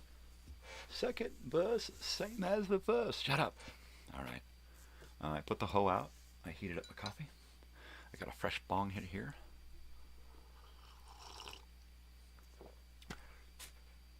Yeah, things couldn't be better. There you go. It's the little things. It's the little things. Yeah, note to self, it's the little things, yeah. That's the quote of the week. It's the little things. It's the little things in life. You know? What are we talking about this morning? Well, we did a little bit of Trailer Park Life there. Wasn't that great? How I just kind of bounce around into stuff. Yeah, canonizing saints. There's some conspiracies for you, right? I mean, assassinations on popes. Popes retiring. I can't take this shit. I'm out of here. Yeah, you know, they get really old guys to be popes. You never see any really young popes. Why is that? I don't know. And why? Who's the pope now? This American guy, Pope Leo. Hey man, I'm a Leo. That's cool. He seems kind of young. I wonder what's going on there. Maybe he's a robot. He's an AI pope, right? He doesn't really exist. I don't know. I got no conspiracies. when I was young, I was a conspiracy. I'm still a conspiracy, because I don't know who the hell I am. There's somebody out there who knows who I am, has been hiding it from me my whole life. I got no clue who I am. I just don't. I think that's what's the biggest thing about this channel is that I have no clue who I am, but I am all of these things on the channel at the same time. All of these educational films, all these radio shows, all of these live things. This is all me. Those are all elements of who I am, right? So many old-time radio shows, so many educational films. They're just all me, They're just all me. But I don't know who I am. I don't know. Who the hell? The video time machine. That one is really fun because I actually get to curate a 1 to 1.5 hour, 2 hour show. So I get to put me into it as so far as what do I like, what appeals to me, what message do I want to give on this video time machine. This last video time machine that I'm working on right now to upload for this evening is just fucking marvelous. It is this evening, right? It is Thursday, and it's Friday. So yeah, it is this evening.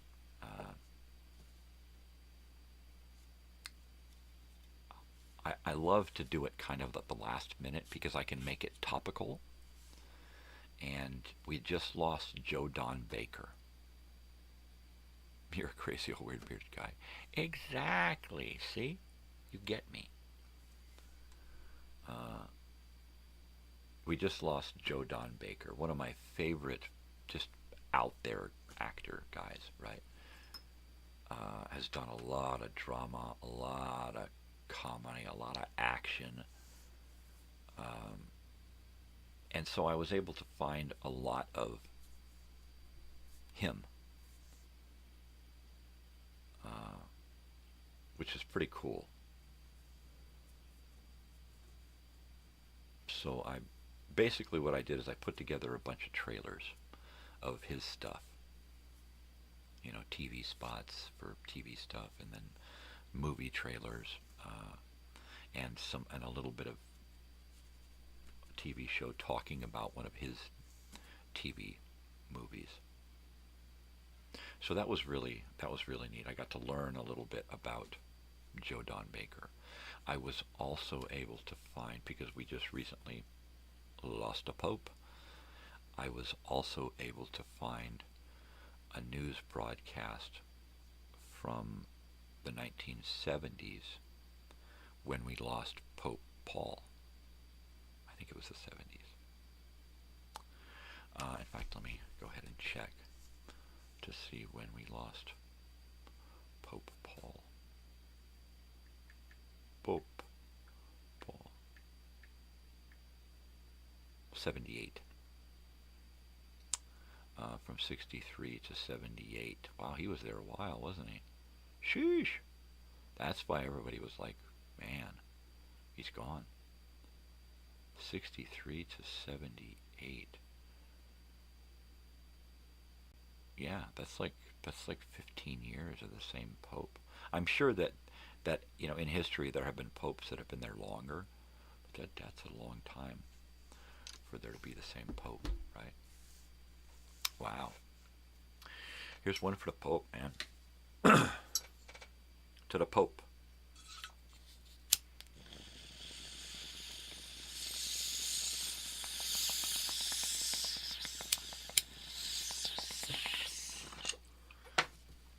Come on, no disrespect intended. It's kind of part of my religion.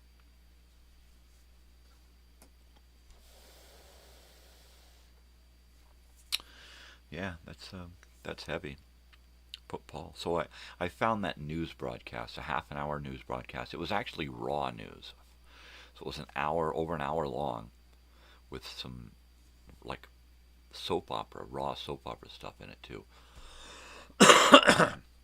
because soap operas used to be live. And this news broadcast from, I think, Chicago starts off, the first 10 or 15 minutes is about the Pope. And I decided to use the entire news broadcast, use the commercial drops so that I could put in my own collection of commercials on each commercial break, right? And then the main reason why I use the entire news broadcast is because the co-anchor, the female anchor in 1978 there in Chicago was Oprah Winfrey. And she's got this awesome fucking sister fro going that is just fucking like, it's just awesome. She's got this awesome fro. And she looks like a girl from Chicago, right? And she looks like she's having fun doing the news, right? And I thought, you know what? It's just a regular news broadcast, the weather, sports, local news and stuff, after they do the Pope thing. So I'm going to leave it because it shows Oprah back in the 70s, man. And it's like, all right, there we go.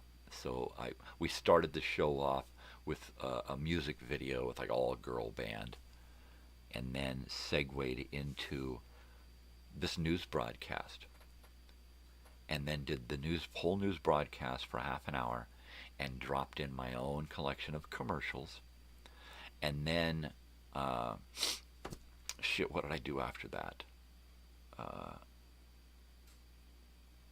Movie trailers. I did a little collection of movie trailers with Joe Don Baker. And then I dropped in a Betty Boop cartoon. So it's only an hour-ish long, but I was able to accomplish everything I wanted to. The last one I did was over an hour and a half long, and I was able to fit in 2 full shows. That was a bit much. This one I actually got to pay tribute to people. Remarkably, both Joe Don Baker and our last Pope were born in 1936. Is that crazy or what? Right? And the Pope, Jorge Mario Bergoglio, right? It's a hell of a mouthful. Pardon my French. But yeah, that was weird that I'm like, they're both born in 36 within like a couple of months of each other. Baker born in February and the Pope born in December, right? So within a couple of months of each other. Actually, that's like a full year, pardon me. But they were both born in 36. That's crazy. A couple of months, yeah, right? If you're looking forward. Look back, look back. Oh, right, okay. Yeah.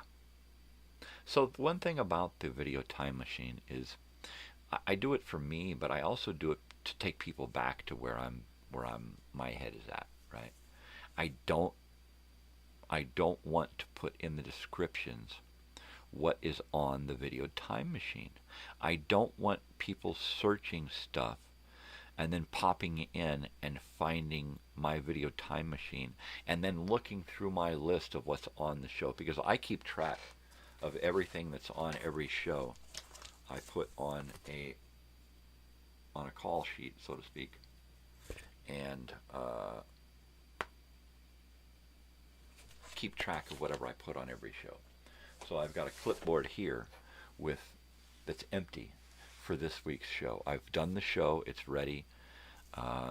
So now I'm going to watch the show and go through and write down everything that's in the show that I created, because I kind of do it organically. I just, like what do I feel like? I feel like that music video.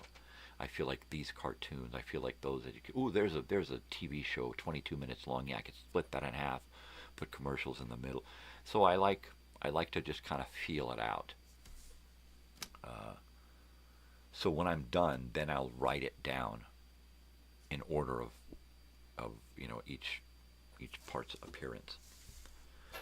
And then I'll go ahead and, write in everything, and then write, circle or write in red what I have had to remove because of copyright stuff. So there's only one little thing right now that's keeping me from like 1 million countries, right? So I am going to remove that sound. I'm just going to go in there. I'm going to go to the time stamp and edit that piece out, remove the sound, and put it back in just that few seconds, a minute, where there's a song playing, And what I can also do is I can take that little piece of sound, that little video, and I can also just take it and have portions of it removed. But I think I'm just going to make it easy on myself and have that just drop the sound, and then just pop in a little caption there that says sound removed, or sound unavailable, so that people are like, what the hell happened? And then they don't stop watching, sound unavailable from blah, blah, until blah, blah. And then people will get it and not just run away and go, oh man. But the video time machine is great because it's when I was a kid in the 70s and 80s. In the 70s is when I found out about the 20s and early radio and early film and stuff like the Universal Monsters and Gangland Killings and Silent Pictures and Rudy Valley and all that stuff. So it's kind of my look from the 1970s, 80s back to the earliest media in America, 20s and 30s, and then kind of, a bunch of stuff in between. So depending on what we're looking at. Now, I did a show for a while called the Nighttime Nonsense and Nostalgia, and it was kind of a take on my take on a radio show. And it was all devoted to the 1920s and 30s music. This kind of picks up where that left off, because now in the video time machine we've got video, so we can look at film going all the way back to the 20s and then all the way up into the 80s. I don't go past the 80s in the video time machine. If I were to look at something in the 80s and then give you something in the present or something in the 2000s or 90s or something, that wouldn't be right. That wouldn't give you the same thing as like, okay, I'm going to go back in time and then we're going to bounce around on the way back. That's what the video time machine is. So I want to keep it like that. The format of the show kind of changes in arrangement. Like I always try to put music at the beginning to set the mood. And then I always like to finish it up with a cartoon. And then I like to do commercials and movie trailers. I also like to do educational films and educational cartoons as well. Depending on how much time I've got, I will throw in everything I can possibly squeeze in. And if it runs over an hour and a half and it just feels right, I let it go. But this thing's getting long. Isn't that great? It's totally long, man. Getting long in the face. Yeah. Totally. Let's see. Look at the old call sheet here. Wow, I can't believe I'm on schedule. I'm ahead of schedule. That's great. I'm way behind schedule on listening to records. I think that I'm gonna get a little caught up today because I don't think I've got anything going on. I think my wife is going out to see a friend. She's always going out or sitting here knitting or running around the house doing something. I don't have the energy that she has. I wish I did. I used to have energy where I would come home and then I'd work on crap and build and create and do things.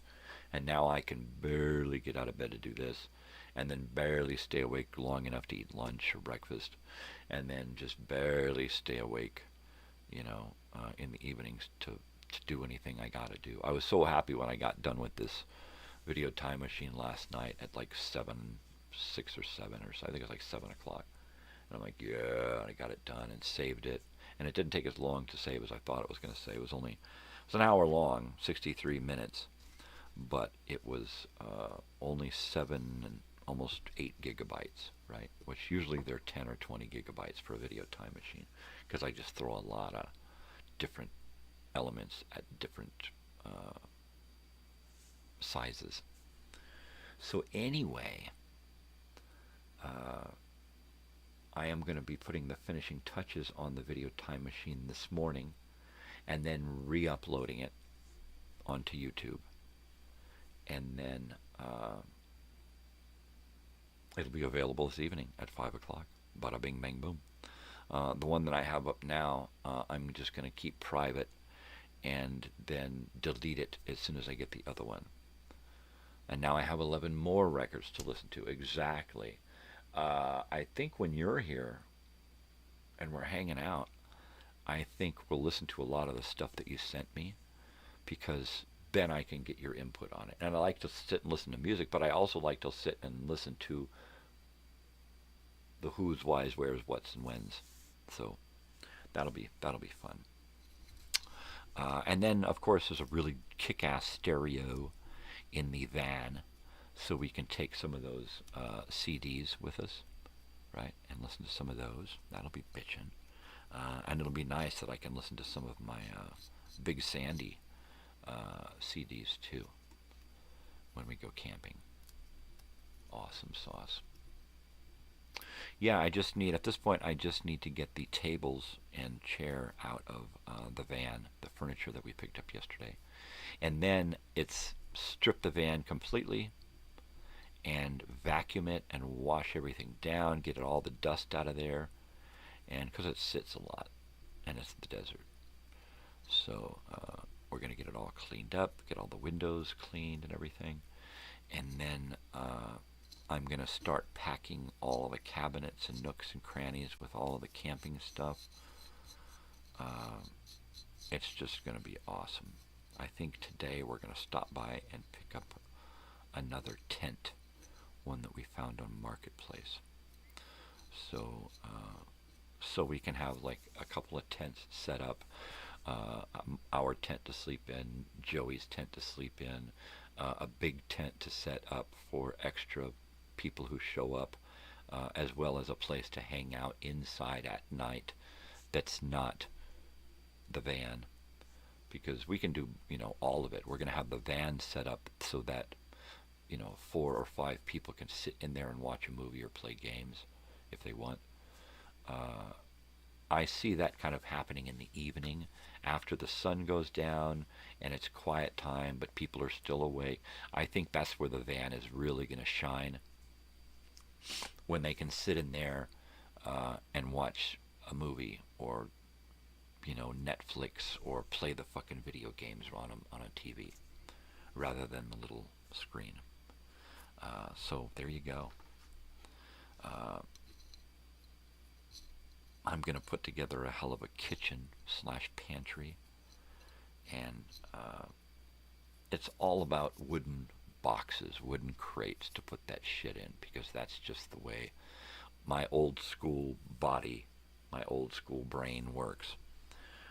So I'm going to be putting dishes and pots and pans and stuff into old wooden crates, boxes, and then putting those in the van. I'm going to take a few bundles of wood so that we've got plenty of wood to have campfires at night, and to do a little bit of cooking.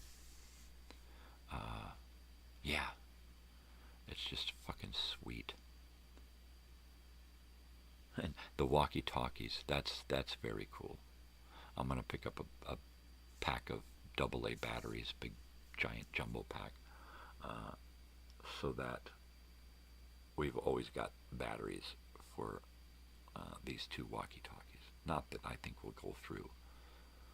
One of them is going to be on rechargeable batteries, and one of them is going to be on regular batteries. So, geez, I just scratched something on my nose here. I didn't realize that I had something going on in my nose. Don't you hate it when that happens? Right? Wow. I'm going to have to do a bong it now, and then warm up my coffee. Warm up my coffee. Yeah. I'm so fucking excited. You know, I'm like, all right, we're gonna launder all the bedding and get it packed in on the back bed, and then we're gonna move that back couch all the way forward, and then I'm gonna pack this here and this here and this there and that, and it's like, oh man, I'm so excited. Even if we break down and I gotta get towed to the frickin' campground, you know. So yeah, I got AAA. We'll get towed out in a couple of days. Shit happens. We're going camping. You know, I don't give a fuck. I don't expect anything, you know, funky to happen other than for it to stutter and not want to start on occasion and die at a fucking red light, you know. Other than that, I think we'll be all right. Yeah. And then I'm not sure if Natalie's uncle, if Hilda's brother is going to be coming, but I think he will be coming up for a night, or maybe both nights. His girlfriend won't. She's got trouble with altitude, so that's a bummer. She's awesome, but we're going to try to get. So we may just go straight up there in the van, and then have you, Joey, and Natalie shoot over and pick up Uncle, because he's just down the street from where we got to turn to go up the mountain. But we're going to have the van loaded with crap and 3 dogs. So, yeah, there you go. It'd be nice if you could rent a minivan, right? The last vehicle I rented was a minivan, and it was fucking awesome. I told them, fold all the seats down. And it was like, I told them to take the seats out, and they didn't. They folded them all down into the floor, and I'm like, whoa, that's cool. Whoa. It was pretty neat. I don't remember what kind of fucking car. It was a Nissan Rogue, I think, maybe. No, I think that was the one before that. Every once in a while, I like to rent a car, go out and just haul ass. You know, just fucking not go fast, but just go and go and go. And go. And go. And go. Whoa. Whoa.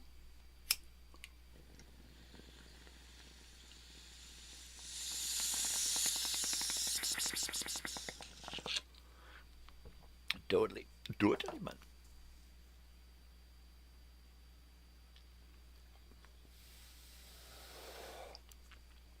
So there are these big giant food lockers there, but also there we have a giant ice chest. It's really long, you know, real big Coleman. I don't know what to do with that. Stuff it in the van in the evening, right?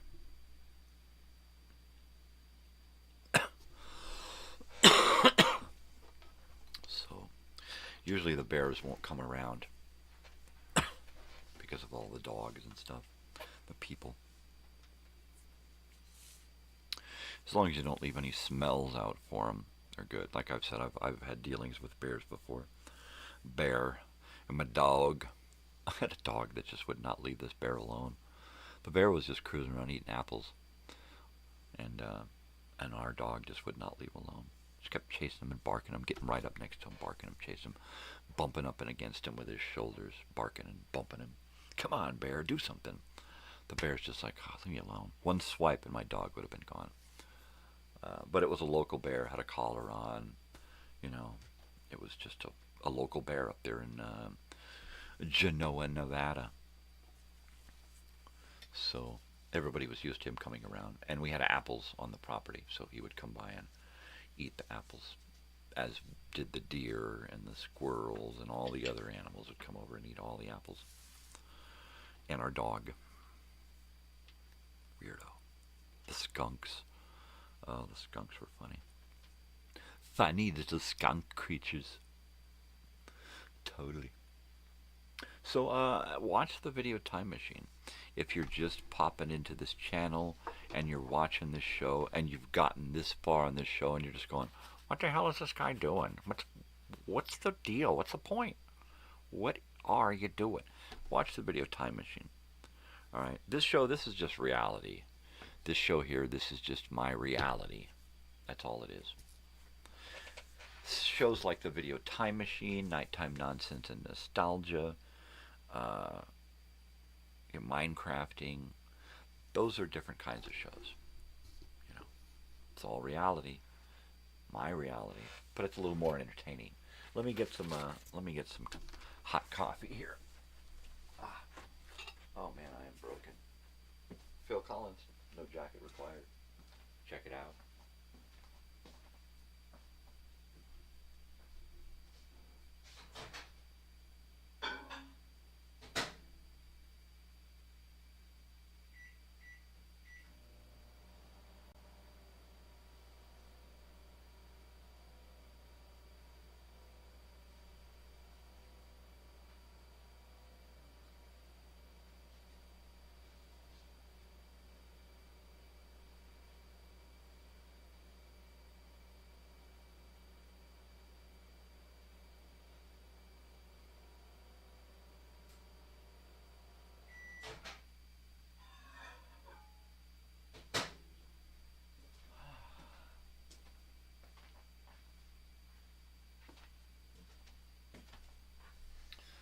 So let's see. I'm looking for ideas for what do you call it? Arts and Crafts Day. Now it's got to be something kind of retro. I mean, like macaroni drawings, macaroni necklace, stuff with paste, paper mache, that kind of stuff. Also, I want to start building models here. And then what I'll do is I'll just do a morning show during a week. We'll be building a model while we're talking, that kind of a thing. So I'm going to be looking to pick up some models. Now, what the models that I like are models from the 1970s and 80s, old school eBay buy type stuff that you can't find anymore. Movie cars, science fiction movie stuff, not Star Wars type stuff, but like maybe Battlestar Galactica, Logan's Run, that kind of movie, TV show, cars, you know, maybe the Starsky and Hutch car, that kind of stuff. Apollo mission models, the lander, the lunar lander, the Saturn V, that kind of stuff. So that's kind of what I'm looking for. Planes, World War II type planes like the B-52, the B-17, those Corsair, that kind of plane. So I'm kind of thinking, all right, at some point we'll do Arts and Crafts Day where we really work on the model, the whole thing. But during the week we're going to check it out. We're going to open it up. We'll sort it. We'll paint a few things. And then maybe if it's one of those really intricate models, then on Thursdays we'll work on it, you know, while we're doing other stuff. The one that I had my eye on for a couple of years now is a Saturn, I think it's a Saturn V rocket, and it was on eBay. I could probably find it here, but it's really cool, old school. I mean, actual, you know,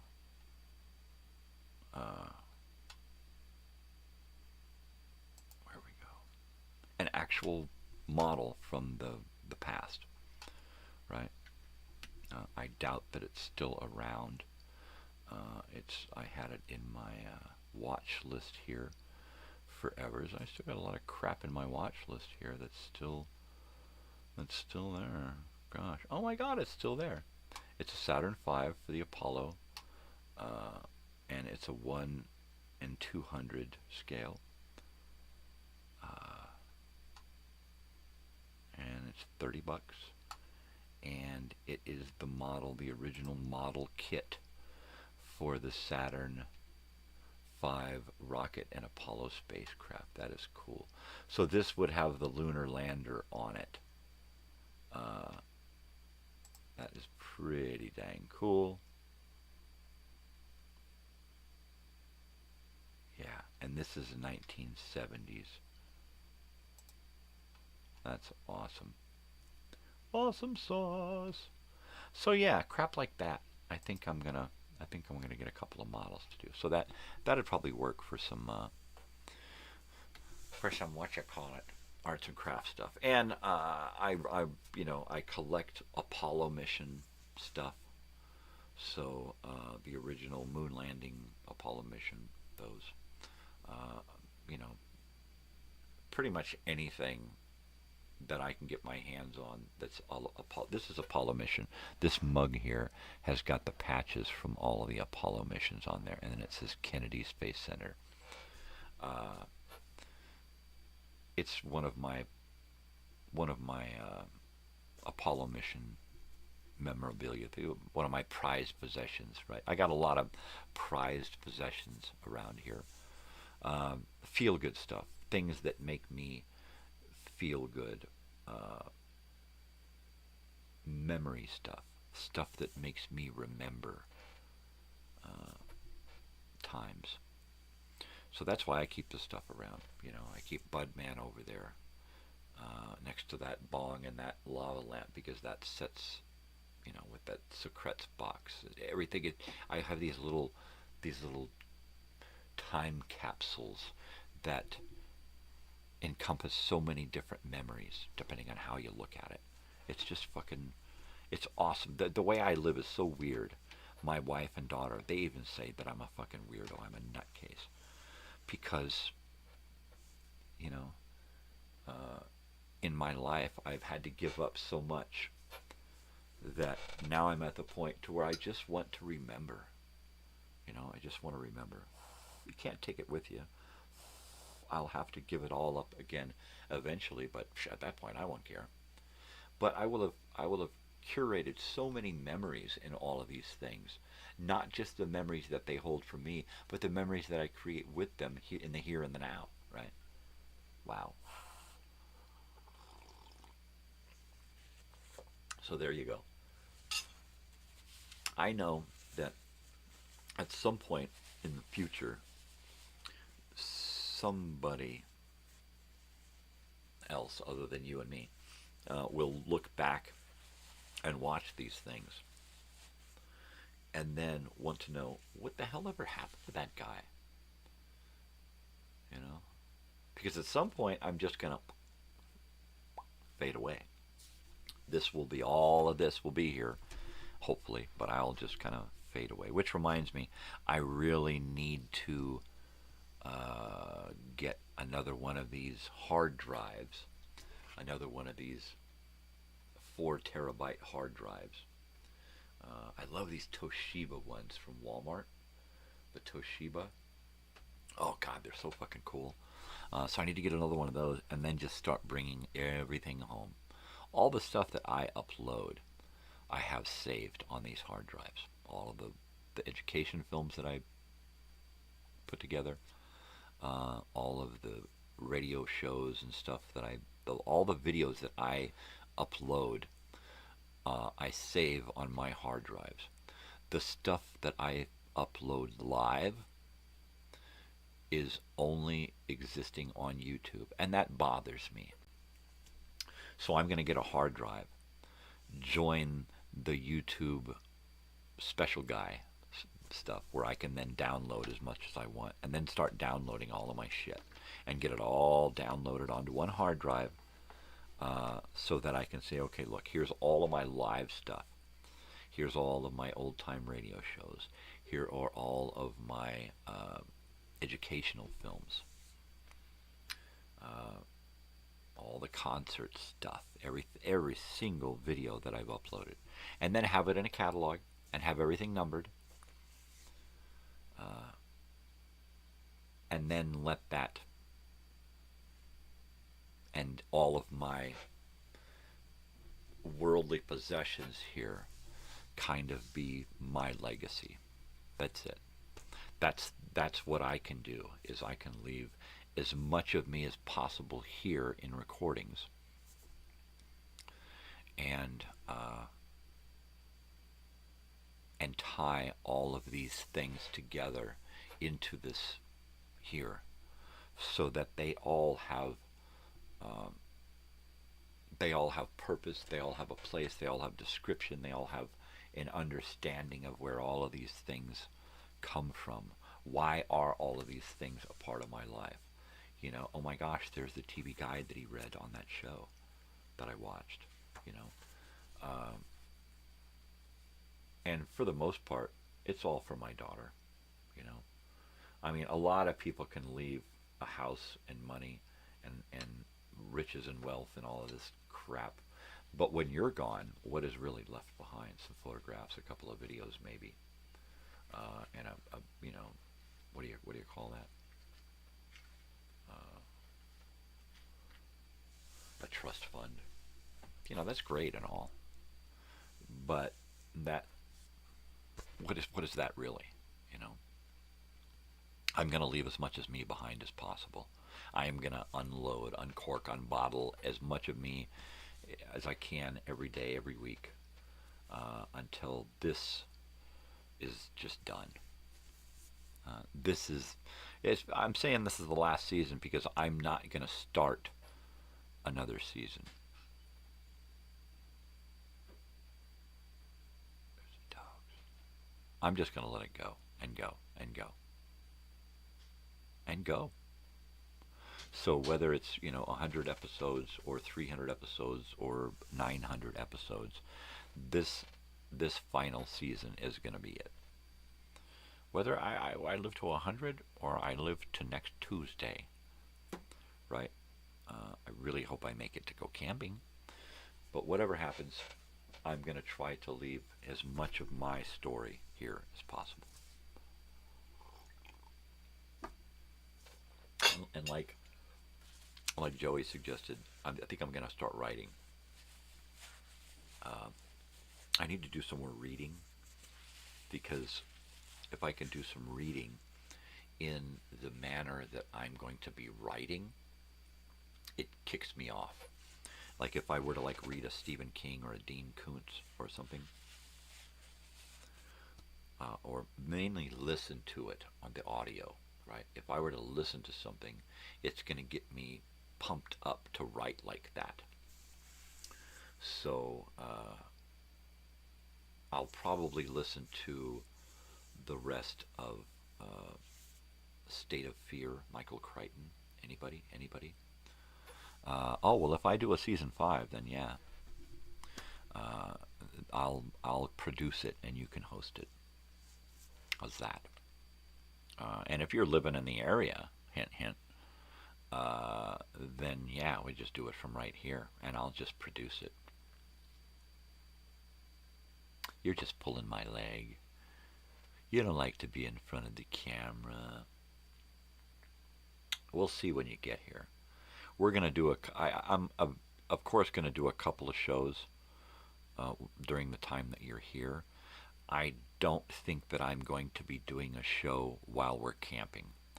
Right now I'm not getting a strong enough signal when we were up there. We didn't find a good signal anywhere up there.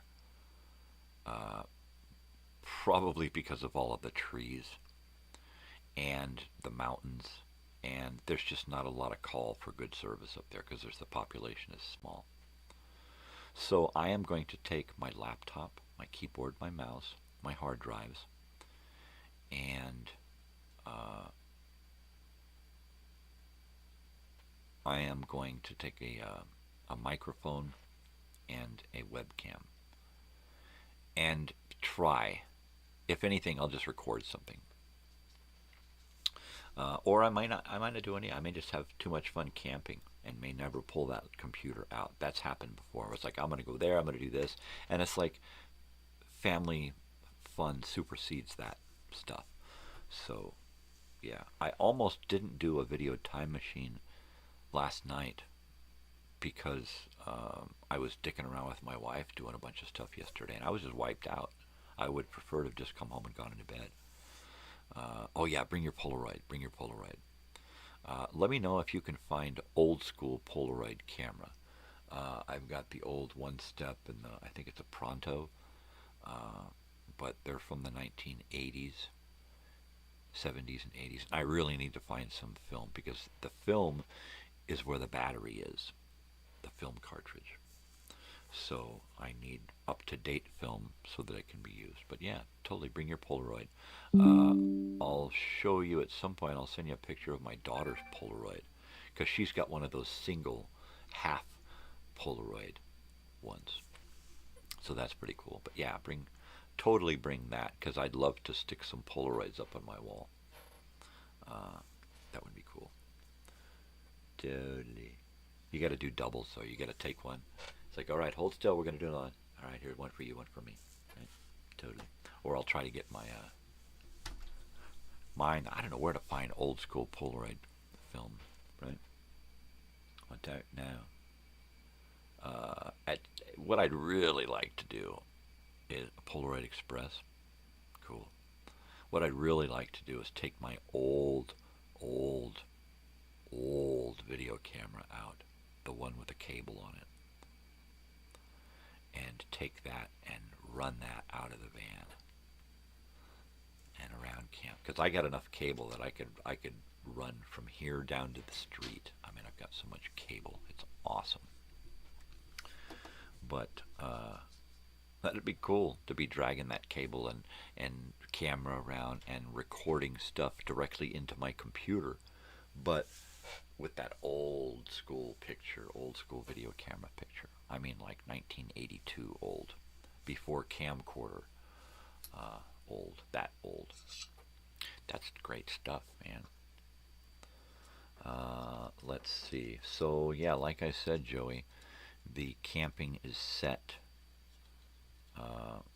Things are ticking down. We are getting things arranged. I think that since we're leaving on the 3rd, we're doing the 3rd, 4th, and 5th.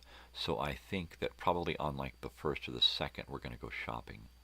And we're going to get the food, and anything that has to be frozen solid will be freezing then. So that by the time we got the cooler and the ice and everything together, because we're going to be packing up that cooler the night before and putting it in the van with everything except for the last few items. And then after the show, everybody gets up, has breakfast, and we're out of here. And we get there and hopefully have lunch there in the camp. If it's not available because of previous engagements until, check-in time or whatever, then we'll just have to hang out and wait.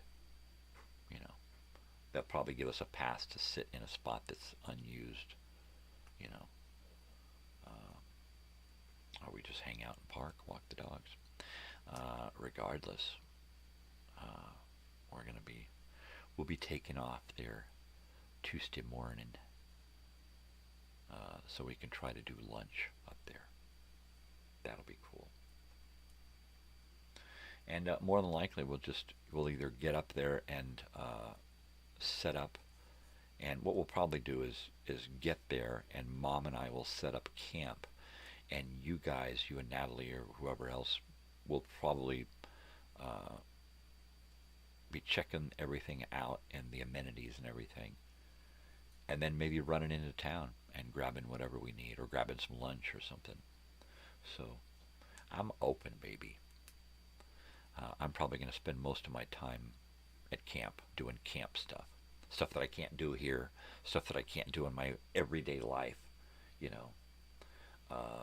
sit next to a fire, cook coffee outside, heat up some beans on an open fire. It'll be awesome. Awesome sauce. Oh, speaking of beans, sounds like the kitchen's waking up. I see a dog. Dog is perched over on his little crow's nest. Yep, that little guy. I think they should enjoy camping. It's going to be weird for them because they're going to be like, why aren't we at home? Where's our home? What's going on? What is it? When we come home, they're going to freak. They're going to do the zoomies all over the place. But camping, they should be like, what's going on? What's this? What's that? What are we doing? Yeah. I want to see them at the lake. I want to see them playing at the lake. We'll have to take some towels with us in case they get wet. But I want to see them play at the lake. I've never seen them play in the water before. And it's like a bucket list item is to see my dog splashing in the lake. Yeah. That's going to be great. Totally. I think I'll actually wear shorts. I don't really wear shorts anymore because I got bony legs. But I'll probably wear some shorts so that I can go splash around in the water with the dogs. Hi, Sam. Sam says good morning. Oliver's going back to sleep. And I'm doing a bong hit.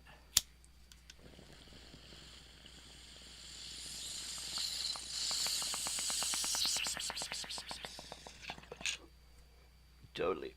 So next week,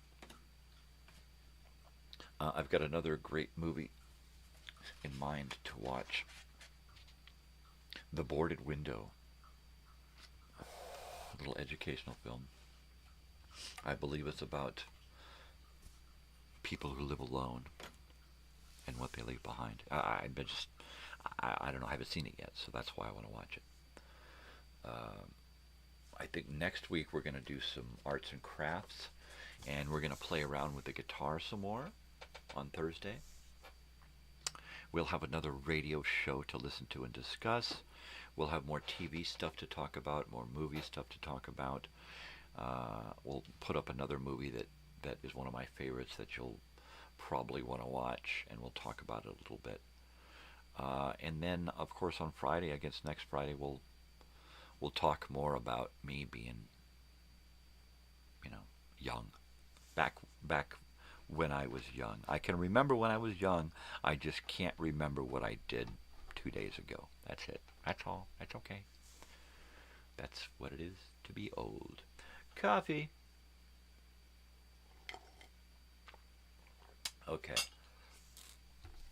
So, this coming Monday, my daughter will be joining me for Minecrafting Monday.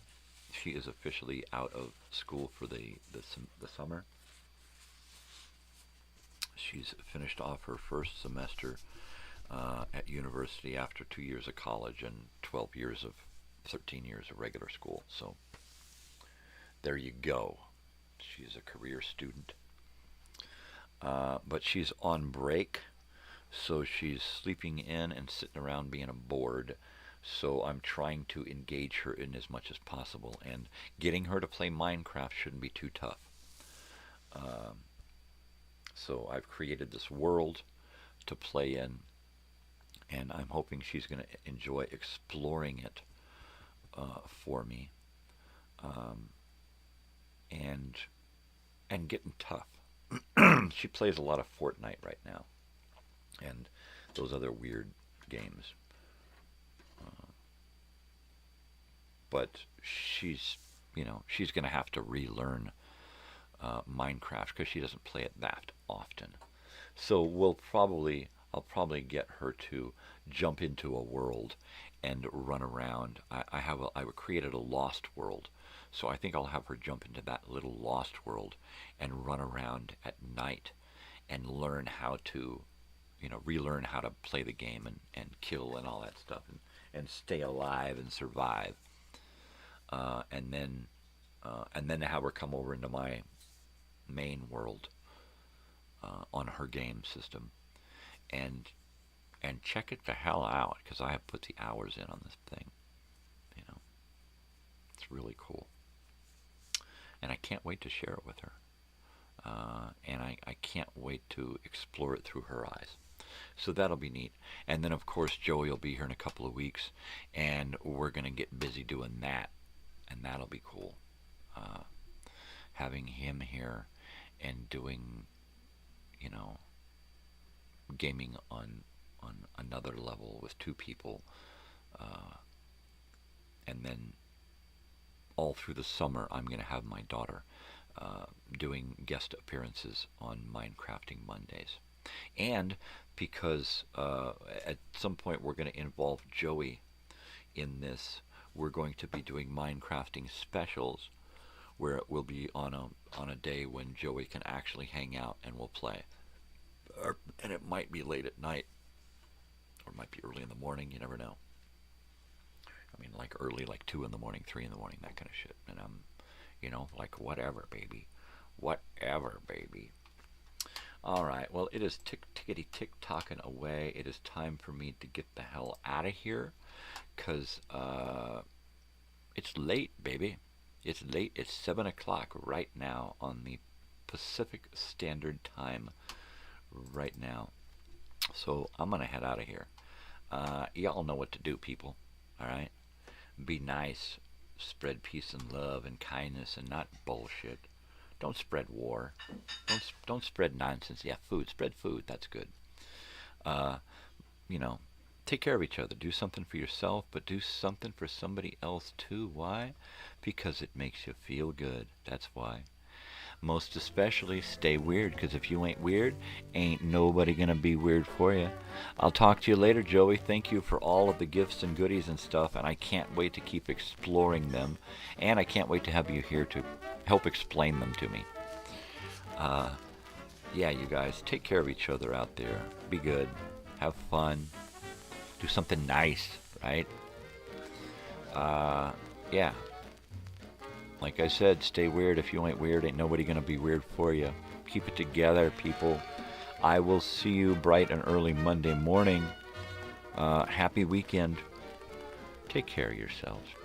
Bye now. Adios.